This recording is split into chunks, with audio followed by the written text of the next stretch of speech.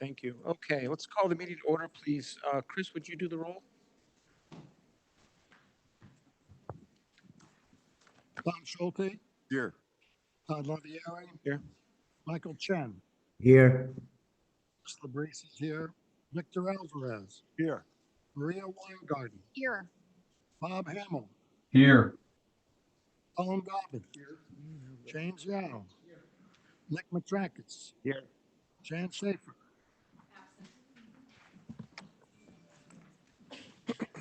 Quorum. Okay, we're good? All right, thank you. Okay, let's see. Why don't you go ahead and read the notice of the public hearing, and then I'll kick off, okay? Okay. Public hearing. Reading of notice of public hearing on the town budget for the fiscal year 2025. Members of the public are welcome to speak on agenda topics scheduled for review and/or vote.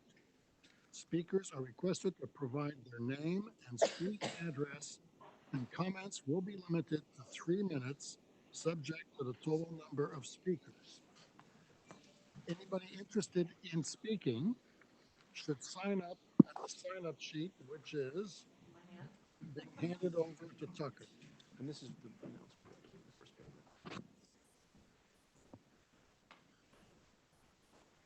You ready, Chris? Yeah, Board of Finance, public hearing on the 2024-2025 budget. Notice is hereby given that a public hearing will be held by the Board of Finance of the town of Buchanan in the Town Hall Meeting Room and via Zoom on Tuesday, March 5th, 2024 at 6:30 p.m. on the tentative budget recommendations for the town and the sewer utility for fiscal year July 1, 2024 through June 30, 2025. Okay, thank you, Chris. And we will get to the public comments in just a minute. I'd like to welcome everybody and also just take a minute and update everyone on where we are. We received the budget from the Board of Selectmen about 5 weeks ago, and we spent a lot of time, obviously, over the last 4 or 5 weeks working on it, and a few things have changed. So I want to catch everybody up. So first, I'd like to start by thanking the Board of Finance for all the time and effort they put in this year, and especially this past month, working with the departments on next year's budget. We've spent about 4 weeks analyzing the needs and the requests for each department, as well as their revenue assumptions for the fiscal year 24-25. That begins on July 1st. Tonight, we take public comments, and then we'll finalize. We'll continue to work tonight. We'll finalize everything tonight, hopefully, and we will meet on Thursday to vote on it. If we have some housekeeping things to deal with Thursday, we will. Then we send it to the town council for their review and input. Comes back to us in April, and we'll do the final setting of the mill rate and everything else, including some capital tweaks if we need to in the June timeframe. So a few comments to catch everybody up on where we are. First of all, we put $27 million out of debt to finance, and we had 18 bidders. 18 bidders? 18 bidders for the $27 million, which seems like a big number. And the rate was, I should have had a contest to pick if you could figure out the rate was 3.2, which is a damn good number. So that was good to know and good to hear. Also, last week, AAA, Moody's came over and confirmed our AAA rating. That was a wonderful vote of confidence for the town, for our operations, for our balance sheet, and obviously for our results. During this process, we had a great compromise on the assistant fire chief. That was approved. And then some other items I want to update you on. Late-breaking issues on, and I think a very good solution on kids in crisis. I think everybody knows there's a lot of emails and discussion, and look, it's impossible for us to manage those things via email. That's why we have these meetings to provide the updates. And so just to make sure everybody has the facts, we did discover that Kids in Crisis had not sent a counselor to the high school since June, but we were paying for the service. So we knew that there was an issue. The problem was solved, and we have improved the counselor support in Saks and in the high school. I want to thank the superintendent, Dr. Lutzy, Cheryl Jones, Bethany, Deanna. We came up with an excellent solution. We will add a counselor in Saks, and we will continue to support, which will be a reliable resource for the town, and we'll continue to support the kids in crisis in the high school, but with, I would say, new guidelines and governance to be put in place in case anything happens again. In terms of human services, excluding kids in crisis, funding that was asked for is what they are getting. We have one item we still have an open switch on, but just domestic violence, they asked for 10,000. We've got 10,000 in the budget, 5,000 for Meals on Wheels. That was asked, and that's what is in there. And so the only question remaining was funding for the Get About. We have about $35,000 for the budget in front of us. Excuse me, they're requesting 50, so we need to resolve that one tonight. We continue to work and support the strong tradition in this town of successful private-public collaborations. Examples include, there's so many, Dunningfield, the library, the Playhouse Movie Theater, many examples at our parks and our fields, Waveney, Irwin, Bristow Bird Sanctuary. The list goes on, and we have a few requests in the budget pending, so we'll discuss those as well. On the Board of Ed school budget, I think we've got a terrific agreement. We have $109 million. Some of these numbers may not be exactly perfect because things have moved around a little bit in the last 5 minutes. 5 hours, 5 days. So, but these are directionally pretty good numbers. About $109 million dollars for the Board of Ed operations and healthcare. The total budget, including tax-supported capital, is $119 million. It's up 6% year over year, so $6.4 million. Total town spending increase is approximately $9.6 million, although that could come down a little bit given some of the things that we've been doing over the weekend. The Board of Ed increase of 6.4 is about 70% of the total town increase. Superintendents worked on some things to bring some reductions in and so forth, but and deferring some capital, but everything is all in agreement. We've had some curveballs. Every year we have curveballs. Significant sewer capital requests for a major overhaul. That we need to replace the ultraviolet disinfectant system. It's been 20 years. That's about $6 million, although I think that number may have come down as well. And another $2 million for the Lakeview Avenue culvert bridge that we didn't plan on, but is a major repair. As a reminder, maybe putting all of this in context, over the last 6 years, we've been able to hold the amount of money raised by taxation to an average increase of 1.2% per year, which I think is an incredible achievement by the town.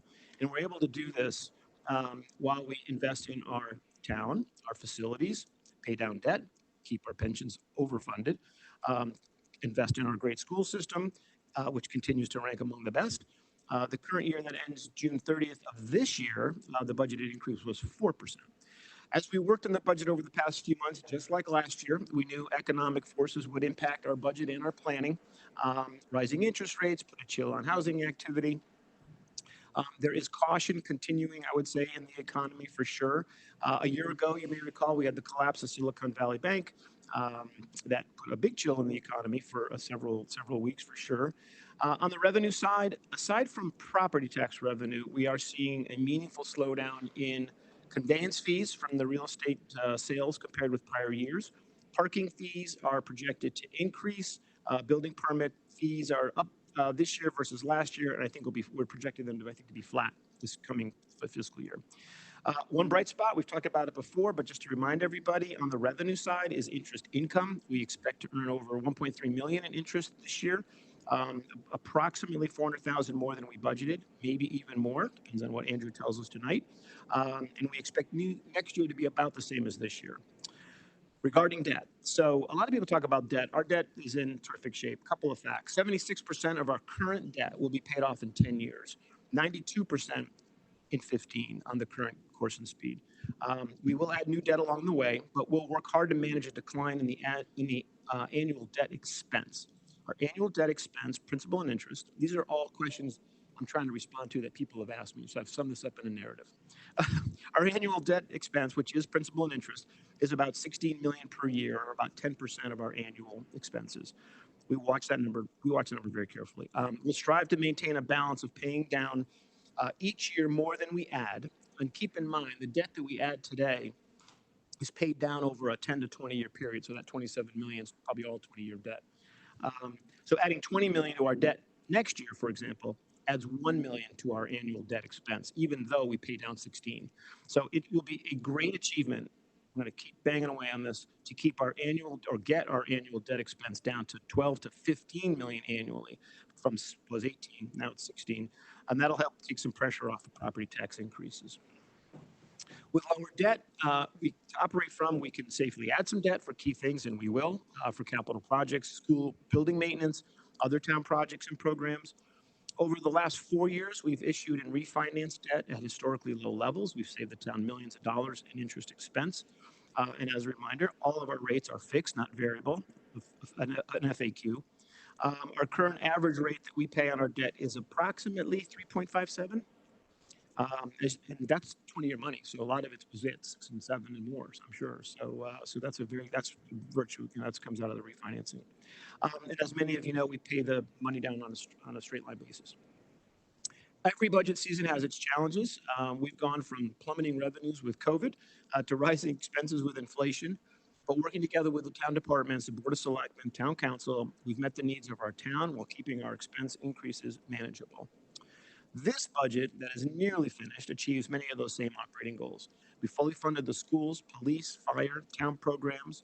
On an operating basis, we funded our parks, health and human services, emergency services, town sports, town departments, and so many other important programs and initiatives, including the vast majority, not all, of capital needs for buildings, roads, and equipment. Through careful spending and planning over the past 3 years, we've not cut school programs, sports, arts, teachers, important social programs, or other emergency services or safety spending. We have found some savings and avoided costs over the last 4 weeks. We'll also prioritize our capital expenses. And as I've said before, we love to buy new things when the world is falling apart. Things are cheaper and they're available.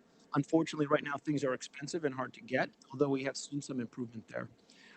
We rotate and spread out our purchases to avoid getting hit with too many spikes in any one year. Another frequently asked questions. This is another expensive year to purchase goods and services. So we'll prioritize and defer where we can, but we don't put things at risk. We don't put people at risk, emergency services at risk. We don't put our schools or our town assets at risk. We can kick the can on things, but we can't do it forever. So we remain in strong financial shape. People do ask a lot of questions about education in this town and the expense on education. And I guess I would say this in my summary. As has been the case for decades, this town and Board of Finance supports our great school system. We help keep it a leading district. We're a small part of that, obviously. The teachers, the administration, the facilities, the parents, the students, they're what also make it go. And as we've said many times, doing this, keeping that school system what it is, takes money, takes time, takes commitment, and takes leadership. We want to retain our great schools for the next decade. That remains our top priority. This town and its taxpayers have always believed it's an important social responsibility to have a leading school district. The Board of Finance will always assess spending and ask how to optimize the money spent. That's our job too. But I believe the town bodies all share a common goal, providing for and developing and delivering a top-tier school district every year. So in summary, the combined economic challenges of inflation and rising rates, economic slowdown, have presented challenges to us this year as we put the budget together. We will maintain financial strength in the town. We'll optimize and prioritize our spending. We'll continuously improve our town assets and services and the support that our residents expect, all in an effort to deliver value to the taxpayers and to the residents. When we get the budget back from the town council, we'll finalize a few things, including get a final look at capital and some healthcare costs, and then vote on the budget and set the mill rate in June. With that, we will take comments. So open the floor to residents. You can sign up right with you, Tucker. Yep. So the first speaker we have is Nathan Miller, and I would ask anybody online who would like to speak to raise your hand, and we will call on you accordingly.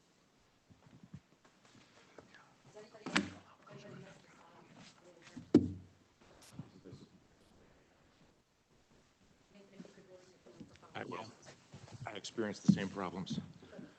Hello, my name is Nathan Miller. I live at 347 Lukeswood Road in town.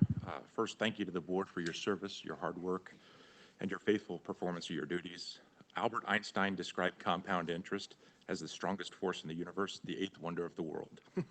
He who understands it earns it, and he who doesn't pays for it. We realize the board members are each taxpayers and thank the board for ensuring that all persons shall be heard on the expenditure estimates and protecting taxpayers. It's easy to approve a one-year budget increase of 8%, but harder to grasp the long-term ramifications on cost of living and affordability of our constituents over time. The Federal Reserve has a 2% long-term inflation mandate, yet our proposed budget for next year calls for an 8% increase for taxes. I'd like to share a simple illustration of the dangers of compounding over time. An 8% annual budget increase doubles your property taxes every 9 years. A 2% annual budget increase doubles your property taxes every 35 years.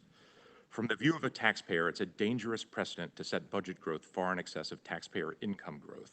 Discretionary spending suffers. Our costs, such as healthcare and taxes, continue to increase ahead of our income, but we are forced to live within our budgets. As a family, we don't have the luxury of increasing our spending by 8%. We are limited by our income growth.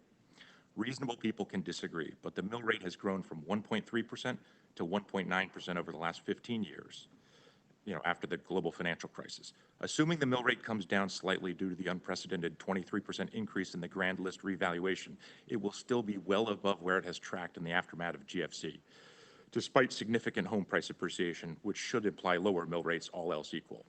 Mill rates are also likely to creep back up annually until the next 5-year revaluation if the past pattern repeats itself. There are costs and benefits to this spending.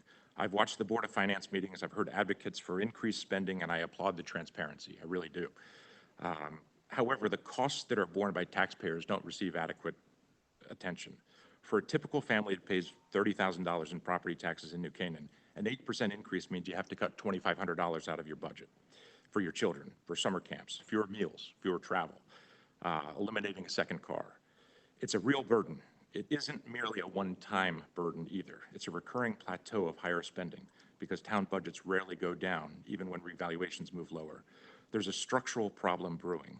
Several friends have been forced to leave New Canaan because of the increasing tax burden. And I know you said it's 1.2% over the last 5 years, but if it was 4% this year, and the budgets as of this morning were on the public website 8% for next year, New Canaanites forced after their children graduate or when they're nearing retirement and later in their careers to leave the town that they love is not fun. The risk that New Canaan becomes a town that only rich people can afford. An 8% tax increase hurts the people that can least afford it, the elderly and the lower and middle wage earners. And the SALT limits have further exacerbated the impact of tax increases because there are no federal tax offsets. We strongly encourage the board to target a 2% budget growth over the long run, in line with inflation, implement zero-based budgeting, and focus on needs rather than wants to keep expenditures under control for the benefit of all taxpayers and keep New Canaan affordable. Thank you. Thank you. Thank you. Is there anybody else in the room that would like to address the finance? Anybody online? No. I think that concludes the public hearing. I hate a hearing where I can't really reply. You wrote a great letter. And I would just say one thing. We agree. I think we've done it. We, this town, not just us, but we, everybody, kept spending flat, almost flat for 5 years. Not one, not zero. We got hit last year for obvious reasons, and we'll get hit this year. But we saved taxpayers about $20 million against a 2 or 3% increase by being flat. So you know what I'm saying? That curve, that space is, and that's in everybody's pockets forever, right? We don't. So, and I know Bob's online. We would like to get back to that sort of thing, of the 2% or 3%, something that's much more reasonable. And so duly noted. I don't want you to think you wrote it and you said it and nobody cares. We really care, and I appreciate it. And since you're the only one here, we get to have a conversation. Never mind. I'll tell you later. No, but thank you for this. We appreciate it. Okay. With that, we'll close the public comments. Okay. So Andrew, your timing is perfect, my friend. You are up. All right. Thanks, Nathan. Andrew, we're having some AV issues that are going to be dealt with tomorrow, so I'm asking you to really speak right into the mic. Sure. As Andrew gets settled, so just so that everybody knows, Andrew's going to come up. We'll get an update on the investment income. Part of this is the revenue side, which has been challenged. And it's part of the reason last year, actually, Nathan, we took a hit, $1 million hit in conveyance fees and revenue. And so, that had to be covered in 1 year because the housing market chilled so much. Tiger and Ann will come up and we'll go through the tax-supported capital and capital projects, all capital projects. We want to make sure we've got that prioritized. Then I think, Josh, you're going to do an update on the budget, final review of everything, right? Yep. And then we'll do some transfers, and I think that's it. Okay. Andrew, our budget was $900,000 for this year, right? For Correct. income. Okay, how are we doing? We've exceeded. that level already. So we've exceeded that level. So in terms of where we're at with interest income to date, we're over the $1 million mark, and we're likely to land around 1.8 by end of fiscal year. So we will be doubling what we had originally projected for fiscal '24. And I think part of the analysis that I was doing in preparation for today was thinking about, is the $2 million figure for fiscal '25 Yeah. still appropriate? Yeah. And I believe it is. That's the question for tonight. Yeah, Exactly. and I think it is. And the reason for that is, since I was last here, we've seen the Fed signal that they're likely to keep rates stable at that 5.25 level at their May meeting. I think some of my original projections were that the rates would start to come down beginning, actually potentially in March. Yeah, right. We know that that's, I think today I saw the odds are a 5% chance that they lower rates in March. So that's very unlikely to happen. And now I think the odds are around 70% that they're going to stay stable in May. And that seems to be ticking up in terms of the odds. So the reason why that's relevant is some of the projections I was making were on the assumption that we'd start to see that dip in interest rates, and it would land around 30% lower than the current rate levels. And so one of the approaches I had taken was looking at our actual interest income earned for a 6-month period, like in the current fiscal year, doubling that, and then applying a 30% discount based on the projected rate decline. And even that approach got us to a little over $2 million in expected interest income. What's your base case for average rate next year in the budget? So, I had 3 different approaches, and they averaged out to $2 million. What was the rate? Do you remember the rate that were? I believe I was projecting that they would land around 3.75 Okay. as like a terminal rate by fiscal year end next year. Okay. So, but again, it's going to be likely that they're going to decrease the rate by quarter basis point each time. We're not going to see gigantic rate drops, whereas over the past year or year and a half, we've seen 75 basis point increases, right? But it's likely we're going to go down at a much slower pace than we went up. So I think we're going to be able to realize some additional interest income as a result of that. And then on top of that, I don't know if Deanna already shared the good news about the bond issue. We talked about it. Yeah, so 20 million of that is going to come right back into our general fund, which we'll be able to go and invest. But we do need to be mindful that there are ongoing capital project expenses for the police station that are likely going to then be reimbursed by a future bond issue. So, we're not going to be able to realize a ton of extra income off of those monies. So I just wanted to point that out in case there was any questions. So the 2 million you feel still pretty good? I think it's still a good estimate, and that's notwithstanding carving out the sewer and the grant interests that I'd previously been grouping together in that estimate. I'm confident that the general fund can realize the 2 million level, especially given the slower rate cut that's expected to happen now. Does anybody have any questions for Andrew either on the rate or Bob, maybe a point of view on the 375 base case? I think Andrew did a nice job of the 3 different models and scenarios that he walked us through. No, I think he's doing it as great a job as you can, with the unknown. So I think it's a fair estimate. Okay. Yeah, a lot of this is reading tea leaves, and I'm not a fortune teller, but well, we like to be conservative. I mean, we knew 900 was probably conservative, but not that conservative. To double it is, right. Yeah, I don't think when we were coming up with that 900, we were accounting for, how long it would take to get inflation down and how high they would need to go. I mean, we're at the highest rates now than we've been in over 20 years. So. Yeah. Additionally, the team made some great operational changes on how quickly we move cash into interest bearing and just the focus on earning interest. I think that helped as did the interest rate backdrop, but the hard work of just making our money work paid off also. So we got that one-time win. Now it's all about rates. Exactly. Like a lot of the efficiencies that Ann has talked about with using ZBA accounts, pooling as much cash as we can in the highest interest-bearing accounts we can, or moving them over to Janney or UBS for investing in treasuries or other products. That has freed up more money to be invested than ever before. So we've been able to capitalize on this rate increase by getting even more money deployed to earn more income. Good, okay. Anything else? Yeah, just the $900,000 excess revenue Projection. projection. Yes, well, yes, projection. How is that accounted for? Is that, do you recognize revenue when it's paid? So accounting question is probably more for Ann, Yeah. but I would say we do, so we are booking our interest that has been earned, on these investments. We are accruing interest on our existing bonds. As those bonds mature, that's when the interest will get booked, as revenue for the town. As received? So the $1 million Andrew's talking about right now is pure interest that is realized. It's in the books. It's not going to change. We have just over $1 million in unrealized gain right now as well. So the number he's talking about, the 1.8, is going to be a realized interest coming in.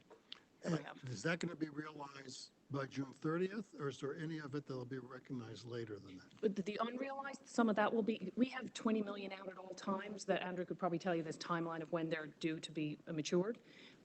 That 20 million is out at all times. So that's the unrealized that's going to, at some point past June, we'll get it. But the 1.8 is true realized that we're going to get by June 30th. Right, Hey, based on and- the current So maturity. do we know how much would come in after June 30th? So, And which budget would that go in? Oh, it would go into the budget in which it was earned. So whatever point it goes from the unrealized bucket that we have and they mature, it's going to go into that year. Because we book that unrealized gain almost every year as it moves. Right, but And then the but if it hits the books in July, that's next fiscal year, right? yep. Yes. And so it would count for fiscal 25 so that would fall into the $2 million. Oh, you've already accounted for it. I've accounted Yeah. for that, yeah. Yeah. There isn't going to be an extra So windfall. there's a double count here. I'm not double counting. Well, yeah, you're telling me The 1.8 1.8 this year. Right, 1.8 And is part of what's it's going to be expected to received hit next our year, and I've books. got 2 million. It's the same Oh, dollar. No. The one, No, that's not what I heard. Yeah, the I heard 1.8 is true hard this interest. year. So Correct. that's our money market, that's our, it is the Janney that's interest, that's truly dividends that's earned, that we take in.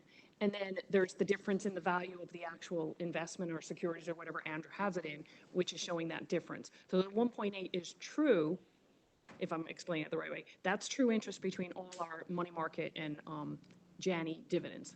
Now, I'm Right. just wondering, if some of it is received actually in next fiscal year, does that help us with revenues for next year? So that your So it 2.2 does. Oh, cash. it your would on the 2 bottom million is line. not really 2 million, it's 2.1 or 2.150, whatever it is, that happens to be that piece that sloshes over the next year.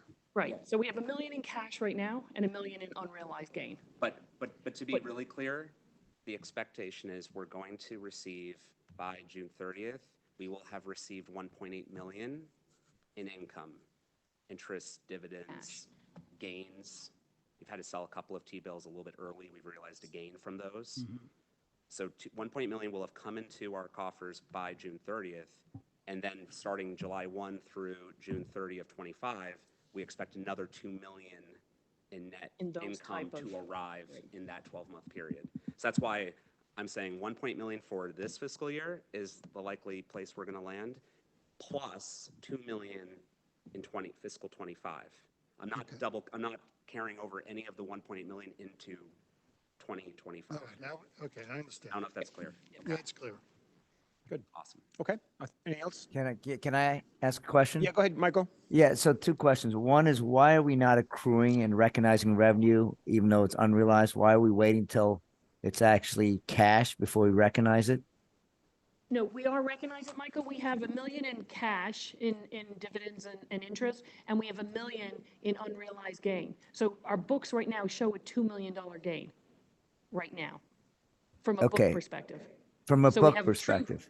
From a book perspective, it's cash of $1 million, cash of $1 million and unrealized gain of $1 million. Okay, so from a book point of view, we're recognizing the full amount. It's just Andrew saying, from a cash point of view, some of that money won't be collected next year, and he's talking from a cash, the 1.8 and the 2 million next year. Is that correct?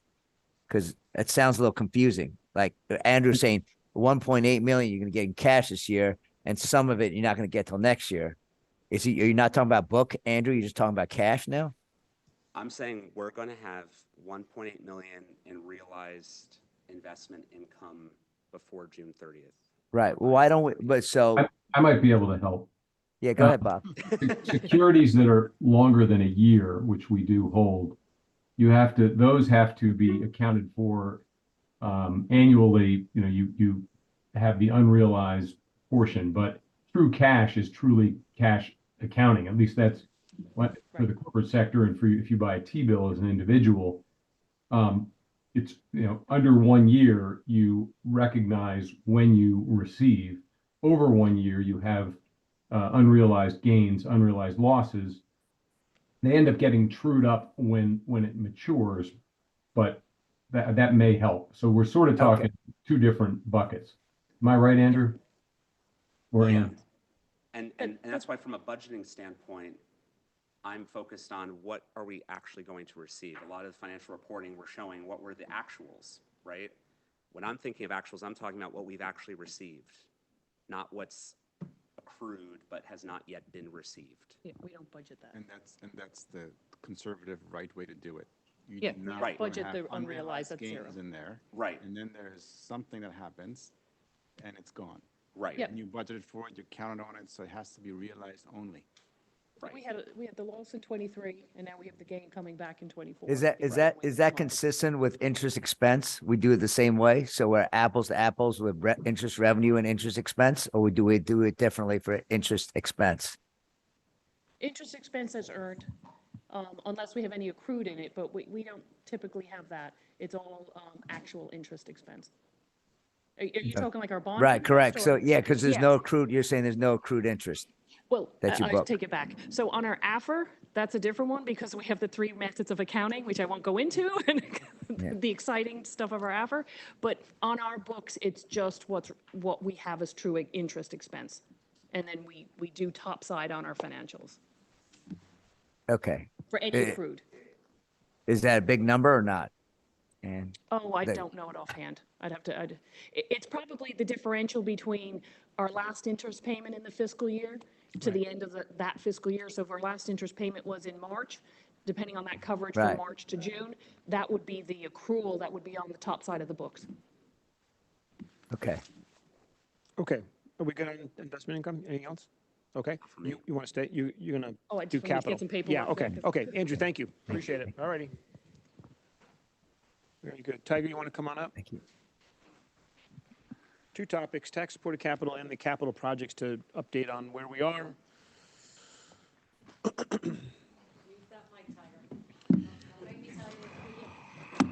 Can you hear Michael and Bob? Okay. Yeah, loud and clear. Yep. I got my headphones on now. So, we have our consultants on Zoom for the wastewater plant. Yep. I'd like to hear from them first. Why don't or we do you start, want why to don't we start there? Want to start with that? So Okay. it's always good to start the conversation, where were we when we met and where are we? I think we Okay. were at 7 million, We were- 6.6?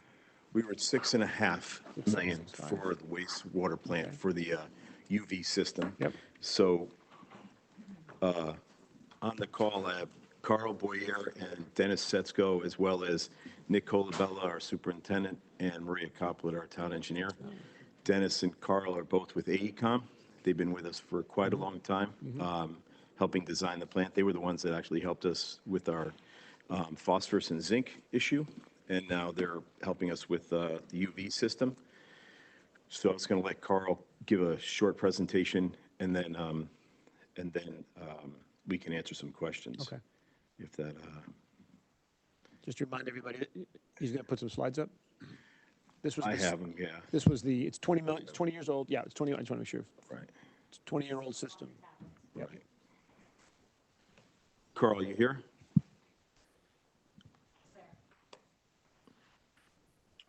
I can't hear him. You there? He's on, Tiger. I can see him, Thanks, Dennis. but I think he has to unmute his. Right now, everything is muted. He has to unmute.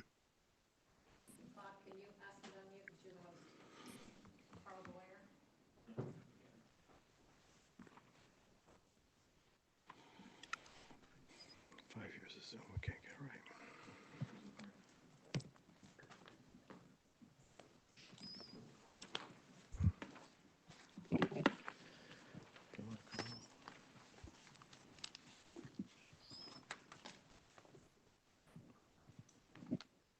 Okay, anybody hear me now? Yes. Yes. We can hear you. Terrific. Hello, everybody. My name is Carl Boyer, and as Tiger mentioned, I work for AECOM. We're consulting engineers. I'm here with Dennis Hetzko, who is actually the original design engineer of your existing plant that's out there now with the latest expansion of that plant. And we'd like to take you through your capital project for replacing the 25-year-old piece of equipment out there that is the ultraviolet disinfection system. Some of you may have been out there, some of you may not have been out there. So what I'm going to do is give you a brief overview of the plant, taking you through a couple slides real quick, and then we'll get into some of the questions that you had expressed to Tiger in your last 3-hour session. At the end of that session, you presented some questions, and we listened to those, and we tried to come up with some answers for you for discussion purposes tonight. But overall, the project has replaced the existing UV disinfection system that was installed in 1999. Now it's coming up on 25 years. What is UV disinfection? It's a process that it zaps the bacteria in the water to neutralize them, basically to sterilize them. It doesn't kill anything. It just alters the DNA of the bacteria so they cannot reproduce. So it basically kills them in that way. But it is a very effective method, and it's very safe for the environment to do it that way.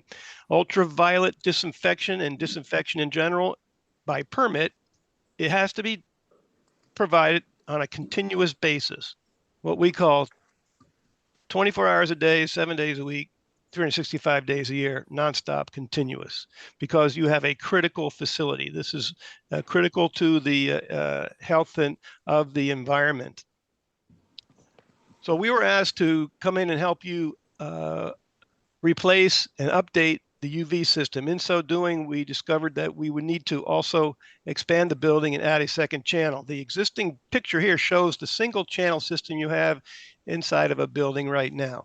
The proposed upgrades that we're proposing will improve the availability of parts and service for a 25-year-old system. The manufacturer is just not going to be able to continue producing the parts because the technology has really changed a lot since 25 years ago.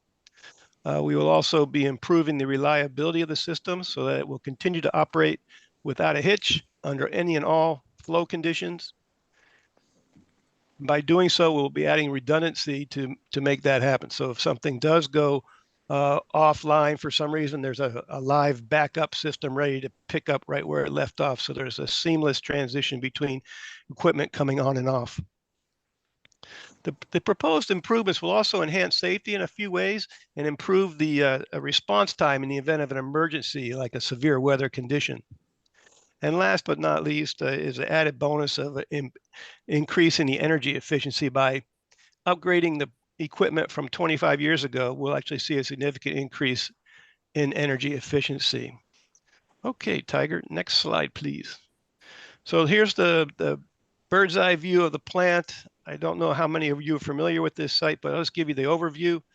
The plant is next to the solid waste transfer facility, and it's the left half of that area there.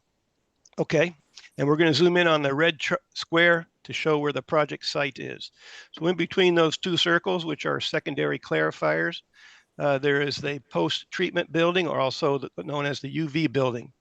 The red rectangles on the side of it indicate where we would actually expand the side of the building to increase the redundancy of the UV system. Okay, Tiger, next slide. This shows a side view of the building that we would basically knock a hole in the side of this building and expand the foundation out by about 10 feet along the 50-foot length of the building for a 500 square foot addition. We would also have to construct what's called a secondary effluent flow splitter box, which is just a smaller, another big junction box on the other side of this triangle. This particular location also is your key compliance monitoring point, where we measure the total flow leaving the plant, and we collect samples for compliance testing in the laboratory to demonstrate to the state that the treatment performance is being provided and meeting the standards. Okay. Another view, a plan view, you may be more familiar with looking at plan views. The white is the existing building. The pink is the addition. The light blue color, which is on top there, says replace the existing UV. So that shows the new equipment installed where the old equipment is located right now. And then we just basically do a mirror image of that with the expansion of the building. Okay. In the comments that you had in the last meeting, there was some discussion about TR16. So let me just tell you what that's all about. This particular guide is put out by a consortium of engineers in the New England area as guidelines for engineers to follow in designing wastewater treatment plants. Let's see if I can read this here. The preface of the document reads, "This guide is important elements that must be considered in the design of the wastewater treatment works, revised in May 2016 to reflect the need for resiliency in the face of storm surge and extreme weather." Well, you don't have storm surge. You're 5 miles in from the beach, but you will get extreme weather events, which are peak flows and peak design flows, wet weather flows, you might call it, surging into the plant at certain times that create hydraulic issues. In here, it does say that if you do have a permit that requires continuous uninterrupted disinfection, you would be required to comply with these guidelines, required to have a second channel. And that's what we're looking at doing, is adding a second channel. These guidelines basically, from an engineering profession, represent the standard of care for our profession. Okay, next. And then the really bonus here is that it will increase efficiency.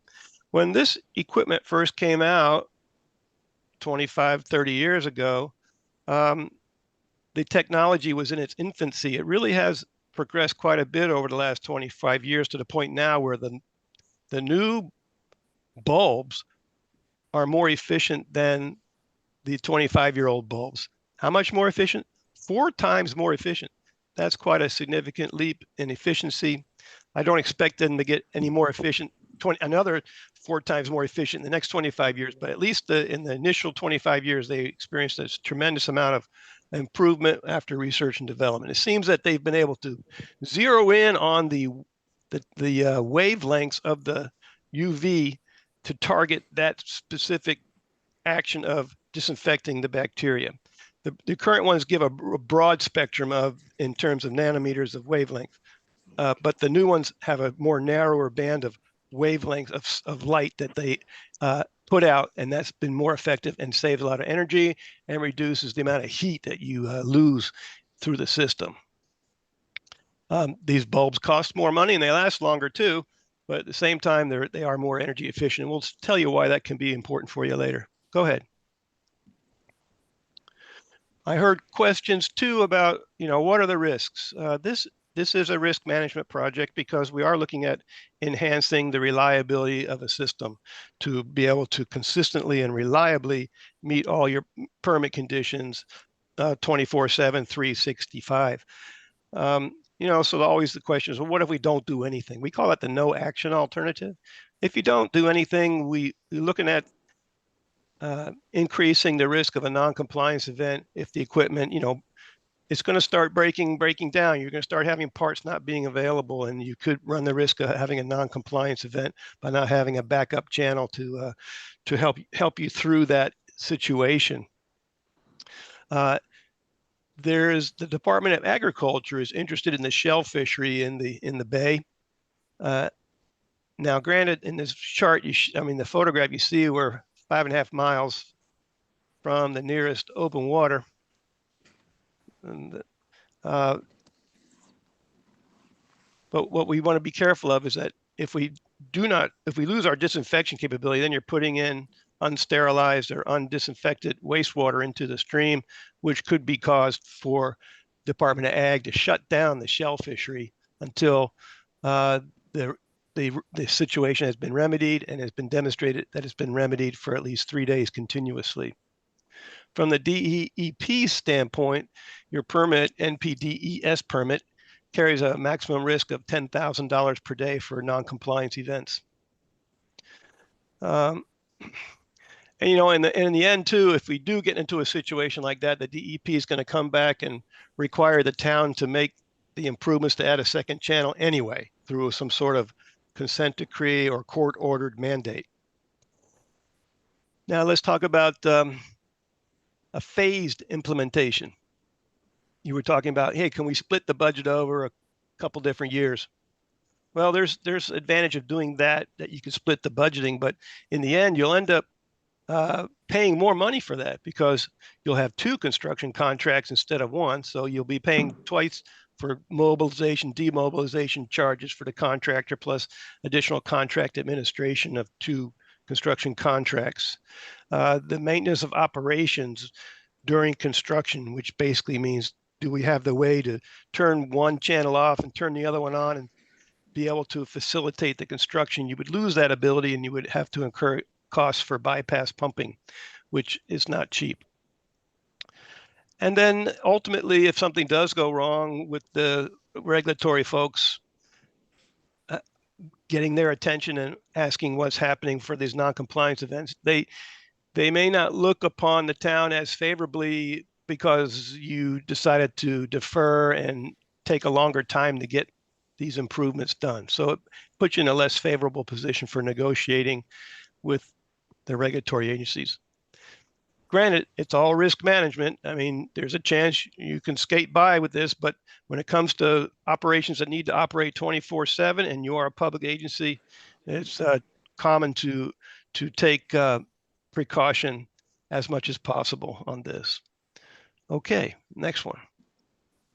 So let's talk about your capital budget.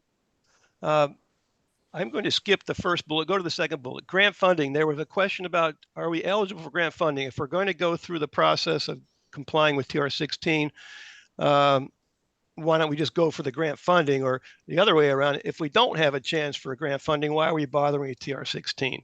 So the bottom line is this. The town of New Canaan is not in a very strong position with this project to land any state funding. It's unlikely.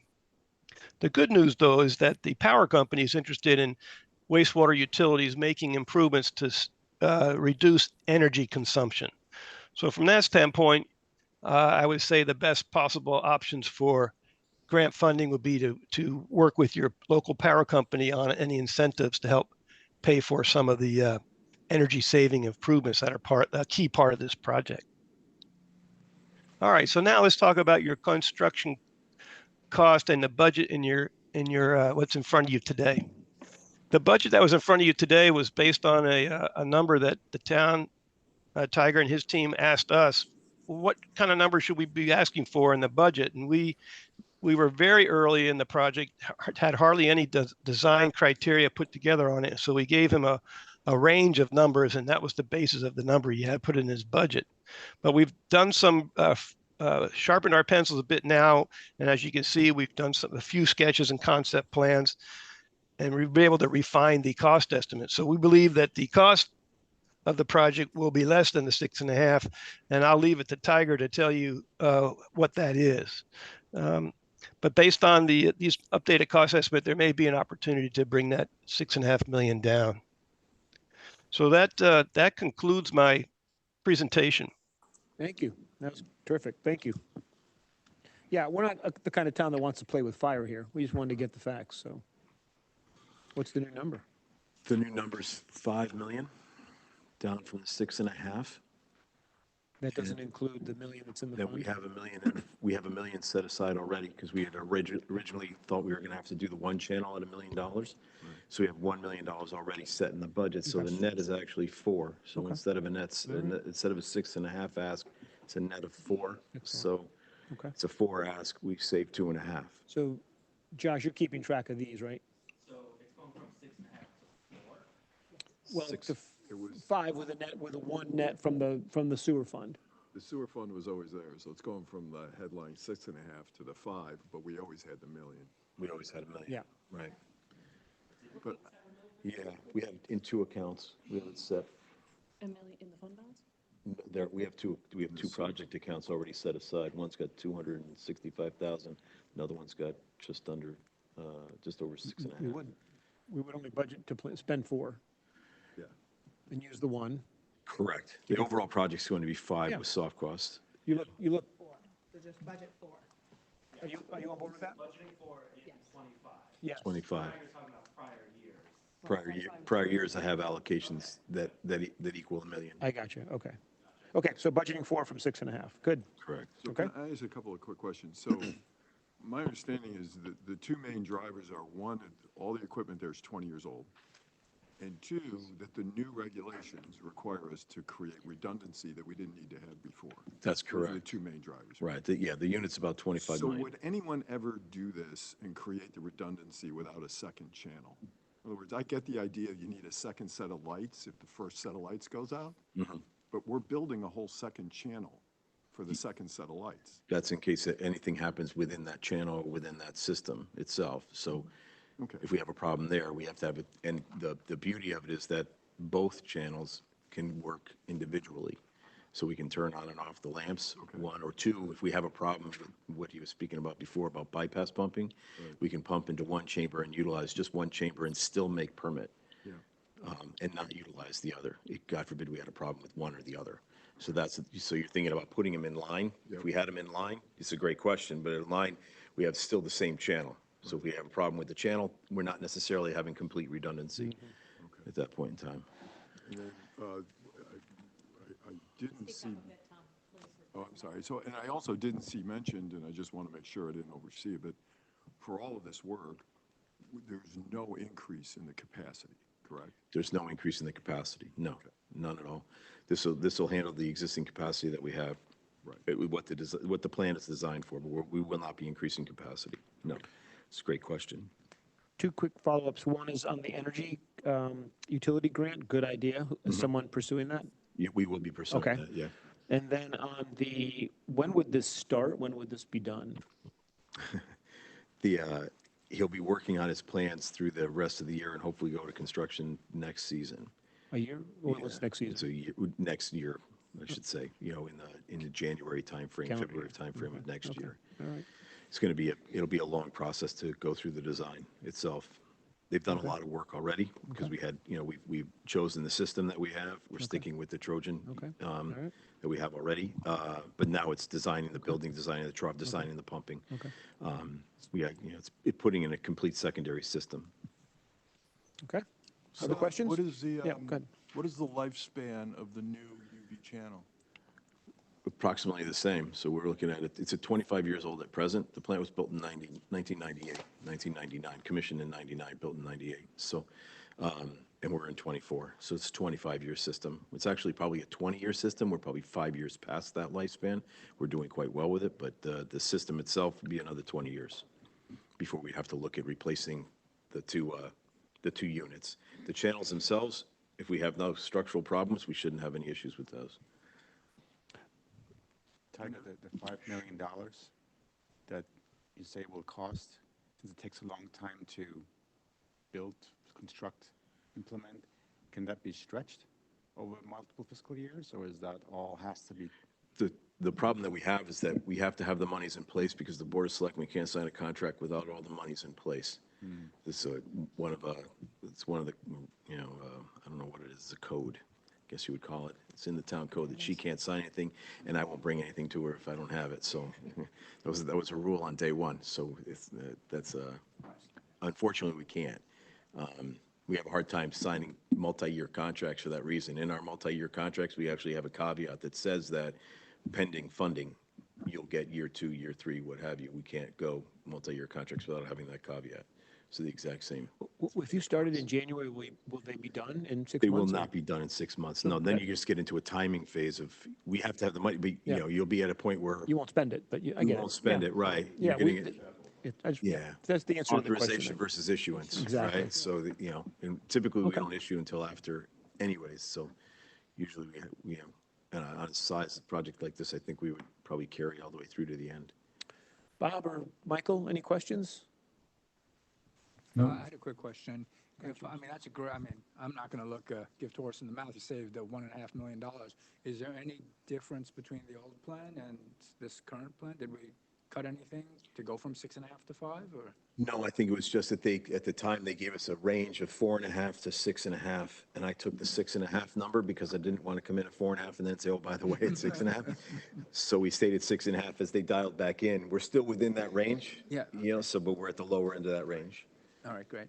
So, you know, And anything new on federal assistance? Funny you should ask that, Chris Labrie. We just had a meeting last week with Congressman Himes on, actually on a mental health and insurance reimbursement, but as he was leaving, he was asking again about our UV system.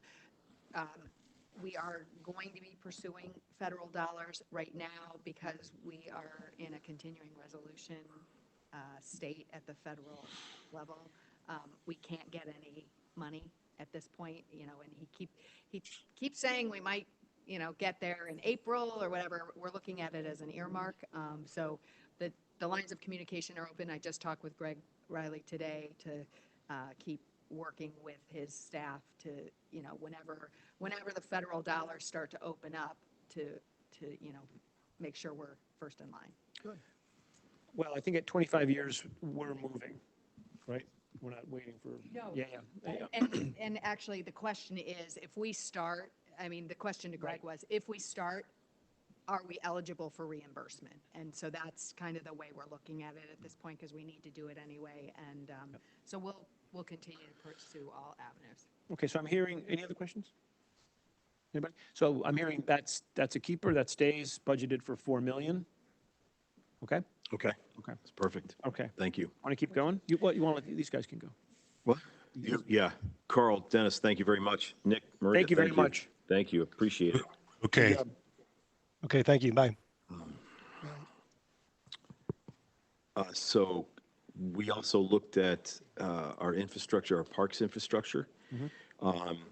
And to Mr. Schulte's comment during my liaison meeting about bandwidth, we looked at the fact of bandwidth not only for our department, but also for the NCIF.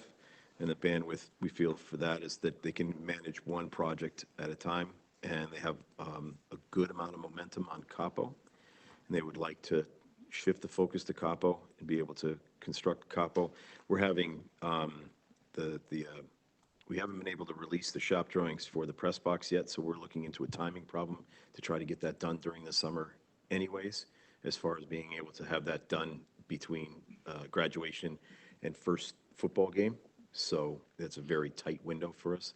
So the feeling is that we should shift our focus to Capo, which would then push the press box into the summer of 25. We'll be looking to do the entryway in the summer of 24. We can do those, they're severable at that point in time, and monies are available from the NCAF to take care of that.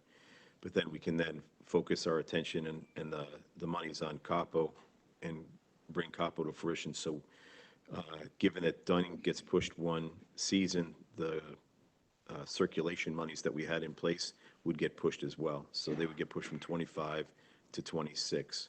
So we get pushed out $2 million there. So there'd be a savings of $2 million on that portion of the budget as well. So just make sure I'm clear, you're proposing really not saving, but deferring. Not saving, just deferring. 2 million. 2 million, We had so- 2 million for Dunning. You're proposing that go to 0. That goes to 0. And it'll be deferred to fiscal 26, and Capo would stay at the 2.5. Okay. And Capo is at 2.5. That's the That's proposal. 2.5 plus the 4 from understand. NCAF, so it turns out to be a $6.5 million project But budgeted for this, for the town is 2.5. for the And town. how much goes, Correct. circulation is 2 million? $2 million. That's correct, sir. So just so I understand, so if I remember, Dunning was the donor wall, the restrooms, the press box, and then the circulation infrastructure Correct. And the concessions. and the Correct. concessions. So it's and how much we appropriated last year Appropriated $2 million towards that. towards all of those? Towards just the press box and it was a joint between the press box and the site work. So the town was responsible for the site work. The NCAF was for the press box, the donor wall, and the entryway. Okay. That was the $4 million. And so the press box, the donor wall, and the entryway, that part, that's moving, they have the money, they're doing what they need to do. There's a little bit of a delay, but the infrastructure and the traffic redirecting and all that, that's the part you want to defer. Right. The reason for that is since the press box, all the utilities for the press box carry out into the circulation area, okay, into the parking lot. So I don't want to do the parking lots and then have to dig them up to then go back to do the press box and other areas. So I want to do those first, finish those, and then come out to the circulation and take care of the parking and the traffic circle or the rotary, whatever you want to call it, at that point. So do it second. So since the project itself has slowed slightly, they've already done the donor wall. They would like to do the entryway together this summer, so it's one cohesive unit when you're looking into Dunning, and then postpone the press box to the summer of '25 at that point in time. And then the bandwidth at that point to try to do the press box and the circulation would be too much for that area. I'd have too many contractors working on top of each other, asking to get out of each other's way, to be honest. So then we would push the circulation into '26, and that would be the circle and the two parking lots. Oh, so you're deferring it 2 years? Just one, well, you have to remember, when we asked for it, for not to construct this summer, but to construct next summer. So I'm asking for it to be for one fiscal year, but in essence, it'll be 2 years in the calendar. That's correct. Well, you would have begun, for it to fall in this fiscal year that we're talking about, you would have had to start in June of '25. Right. That's exactly You're saying you're now going to start in June of '26. correct. And does it make, yeah, so what if you start in July of '26? Then it's 2 years out, right? I won't make the time frame to be able to open school. So I need the monies to You be need to start right after graduation, which is June 15th or whatever it is. correct. Okay, I understand. Right. Okay. And then as part of the other circulation aspects that we have as part of our pending agreement with the DOJ, that time frame at present fits.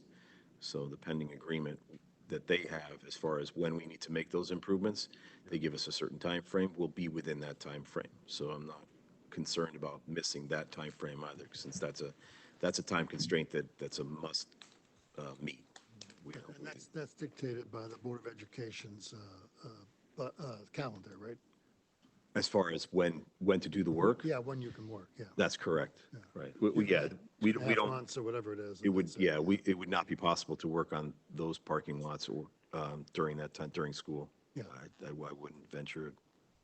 So that's a tight window. Can you do that kind of work in 2.5 months? In talking to the If you're ready, I contractors and guess. talking to Turner, yes, that area, But you have to be ready to go that first day. That's it'll the be, thing. that's the reason why I need the money in That's in right, that you need fiscal it in year that to fiscal have the year. contracts in place, so Yep. he's jumping off at that time. All right. Okay, so 2 million deferred there.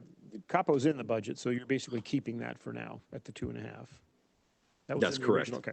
The Keep going 2.5. down your list of, let's get everything on the Can I table. just ask about Capo, because I'm just trying to figure this out. So my understanding was, so you had it designed for something that was pretty grandiose. You tried to value engineer it down to something that's 6.5.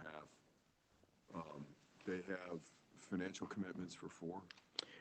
They have a substantial amount of financial commitments, and they feel that they'll be able to gather the rest once these monies fall into place, yes. And is the design of Capo advanced to the point where you either have or feel confident that you can get a guaranteed maximum price contract? That's a discussion if you'd like to go that route. We weren't anticipating, we were going to have Turner as our construction manager, but as a construction manager, not giving us a guaranteed maximum price. There are other costs associated with getting a GMP. Right. And you don't think those risks present themselves? In speaking to Turner, they This feel. is your swim lane. That's right. I get it, right. In this type of construction, they don't feel the risk is, it would be warranted, if you will. It's brand new construction where we don't have any of the constraints that a normal building would have. We just have a field that we need to build, if you will. Yeah, well, look, maybe this is for the later discussion, but Todd, you know, my feeling here is sort of. You can't stay on the fence. I used that last week. Yeah, no, well, look, I'm still on the fence. personally, I think we should be putting more money into artificial intelligence than artificial turf, but that's just me. Look, it's an incredibly generous situation we find ourselves. This is a high-class problem, as people say. And, you know, we all like big, new, shiny things. But personally, to me, if we can find $2.5 million in the budget for this, we should tolerate not a single linear foot of sidewalks that are not in a perfect condition everywhere in this town. That's safety, potentially it's liability. Kids walk to school on them. I mean, I get it. This is great, and you could argue we're going to get a $6 million asset for $2.5 million. Where are we going to get that? This is fantastic, right? And I see all that, but I think there really is a discussion to be had on whether or not that's sensible. I'd like to come back to it. I think you've got to go through everything to see really where we are. Plus, And then we have the maintenance of this thing, right? It's like, you know, somebody builds us a stadium and then they say, okay, but you have to take care of it, right? Yeah. So right now, so that's a net increase in assets to take care of. Correct. Right. So that's one thing, and we could talk about that. The other one is more a question to the board, because your $6.5 million is the number of this thing. If 2.5 is 37 and 38% of the project, which seems like awfully generous from our point, and I wonder if we could work at 25% town contribution. Logic being, we gave 25% to the library. We often try to get under 25%. There should be $1.6 million, $1.5 million, as opposed to 2.5. And so maybe that extra $1 million could go to sidewalks somewhere. Yeah, look, there's a question of bandwidth, which there was a large step in the right direction here, it seems to me, right? We have all these other things we're trying to do. We're doing a police building, we're doing Waveney, we got Lakeview, UV, we got all sorts of stuff, right? And so the question really for the House is, can you absorb a hiccup on any one of those that doesn't jeopardize all the others? And so that's a balance that we strike. We put our trust in you, you deliver every year. But to me, to crowd that list with one other thing, you know, that we just have to have a conversation on the wisdom of that. Does that make sense, right? I understand that this opportunity isn't going to stay there forever. I get it. And like I said before, you can't overstate the generosity that we're faced with here. But there is an issue about that. And then there's just, you know, the priority. Does that make sense? And when we're trying to, you know, later on, we will probably entertain you with conversations about $14,000 for this and $22,000 for that. And all of a sudden, you know, like, boom, $2.5 million. And so that's really kind of where I'm at with this. But, I think let's get everything on the table, see where we are, and then answer those questions, because they're excellent questions. No, I would also like to add that we just heard Nathan Miller distinguish between needs and wants, and I think the Capo field squarely falls as a want and not a need. And I would also add that last year in Wilton, there was a referendum about additional turf fields being built that were funded partially by private donations, and the voters decided to not allow new turf fields in Wilton. Okay. Tiger, can I ask you about Dunning? Sure. It's right now in the out years, it's 222. That would just push. So it's 2222 in the out years. We're just shifting Correct. everything. There's Just shifting out. Everything goes out 1 year to stay with the phasing. Excuse me. Has Turner agreed to maintain the price if you push it out another year? Or? We don't have a guaranteed maximum price for so- Dunning. Turner's working as a construction manager for us through that, so we don't have a GMP. But So is there an therefore, assumption that it'll probably cost more a year from now? Yeah. I can't say it can't, no. We bid out the majority of the work already, and then it's just a question of whether or not Turner's going back to the contractors to see, if they'll hold and they'll wait, and if not, we'll have to rebid again. And then there likely would be a renegotiation. If we don't like that renegotiation, then we would just rebid and see if we could then, lower that cost off the renegotiation. Say they came back and said, oh, I want a 7% increase, year over year. So we don't have to accept the 7% year over year. I'll just rebid the process and go back through the process again. Okay. The other thing that I don't think people are reminded of in this discussion is that New Canaan is the only team in the FCIAC that doesn't have a baseball field on campus. So these players have to be bused. So, there is a cost associated with not having a baseball field on your school campus. So I understand the cost, concerns and the needs and the wants, but when you're the only, team in your whole district that, has to bus your team to a game, it's a discussion. And I also want to remind people, and we may need to look at the player field fees if we're not getting enough to help with the upkeep, but there is a fund that the Athletic Foundation maintains, and it's based on all athletes in this community contributing, I think it's $25 a player every season towards a fund, half of it going to maintain the turf and things like that, and half of it going toward the Athletic Foundation building new assets for this community. So I understand this is a really tough budget cycle, but I also know that particular project is extremely well backed. So the money will be there, whereas I think Dunning is a little bit more in flux. There is a huge desire in this community and to get that baseball field done. So. Do we know how much money is in the Athletic Foundation Fund? I do not. We do. I think Mike had that number. Mike had that number. I don't have it off the top I of think my you head. raise that's a very good point. 10 years from now, if we're going to do this, we're going to need a new turf field. Okay. Yeah, and the fund That's was the supposed the to fund pay should for be, the- well, like the pool did and like others. I mean, that's what that's for the Dunning. purpose. We so. talked about that, and I think the fund is I in don't a know if the very money's good gonna be there position to for Dunning. replace a single field. Yeah. Not five. Not even the ones we yeah, have, right. let That's right. alone the Yeah. one we have. I And mean, all I would say Or is, defer look, some of the cost, yeah. Look, I get the whole idea about the baseball team, and they need it, and nobody wants to stand in front of that, least of all me. But I will just say, this conversation has not been framed in terms of how much we want to spend on our children's baseball. This conversation has been framed on, we have a $6 million field over here, we need you to plug a $2.5 million gap. And that kind of feels like, well, but hang on, how much would we normally spend on, like if somebody said, without any of the donors, Tiger, we need to fix Capo. What does it take to make Capo a field that we could all like and be proud of? I'm not sure that number building up from the bottom is going to be 2.5. And so that's kind of the conversation that I was. I agree with Tom. I think that we're sort of building a stadium that may not be necessary with artificial surface covering the entire thing, which is probably a somewhat problematic thing in this town. I think a lot of people don't want more turf fields, especially for baseball.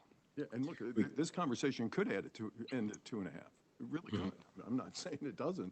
I'm just, wondering whether or not it would, and then also in the context of some of the other priorities we're trying to establish here, whether or not we really want to, in the same year, tolerate, again, my prime example is any portion of our sidewalks not being in absolutely perfect shape so our kids can walk to school and people can use those, right? Because those are a gotta have, right? That's not a nice to have. I say we go to the sidewalks next.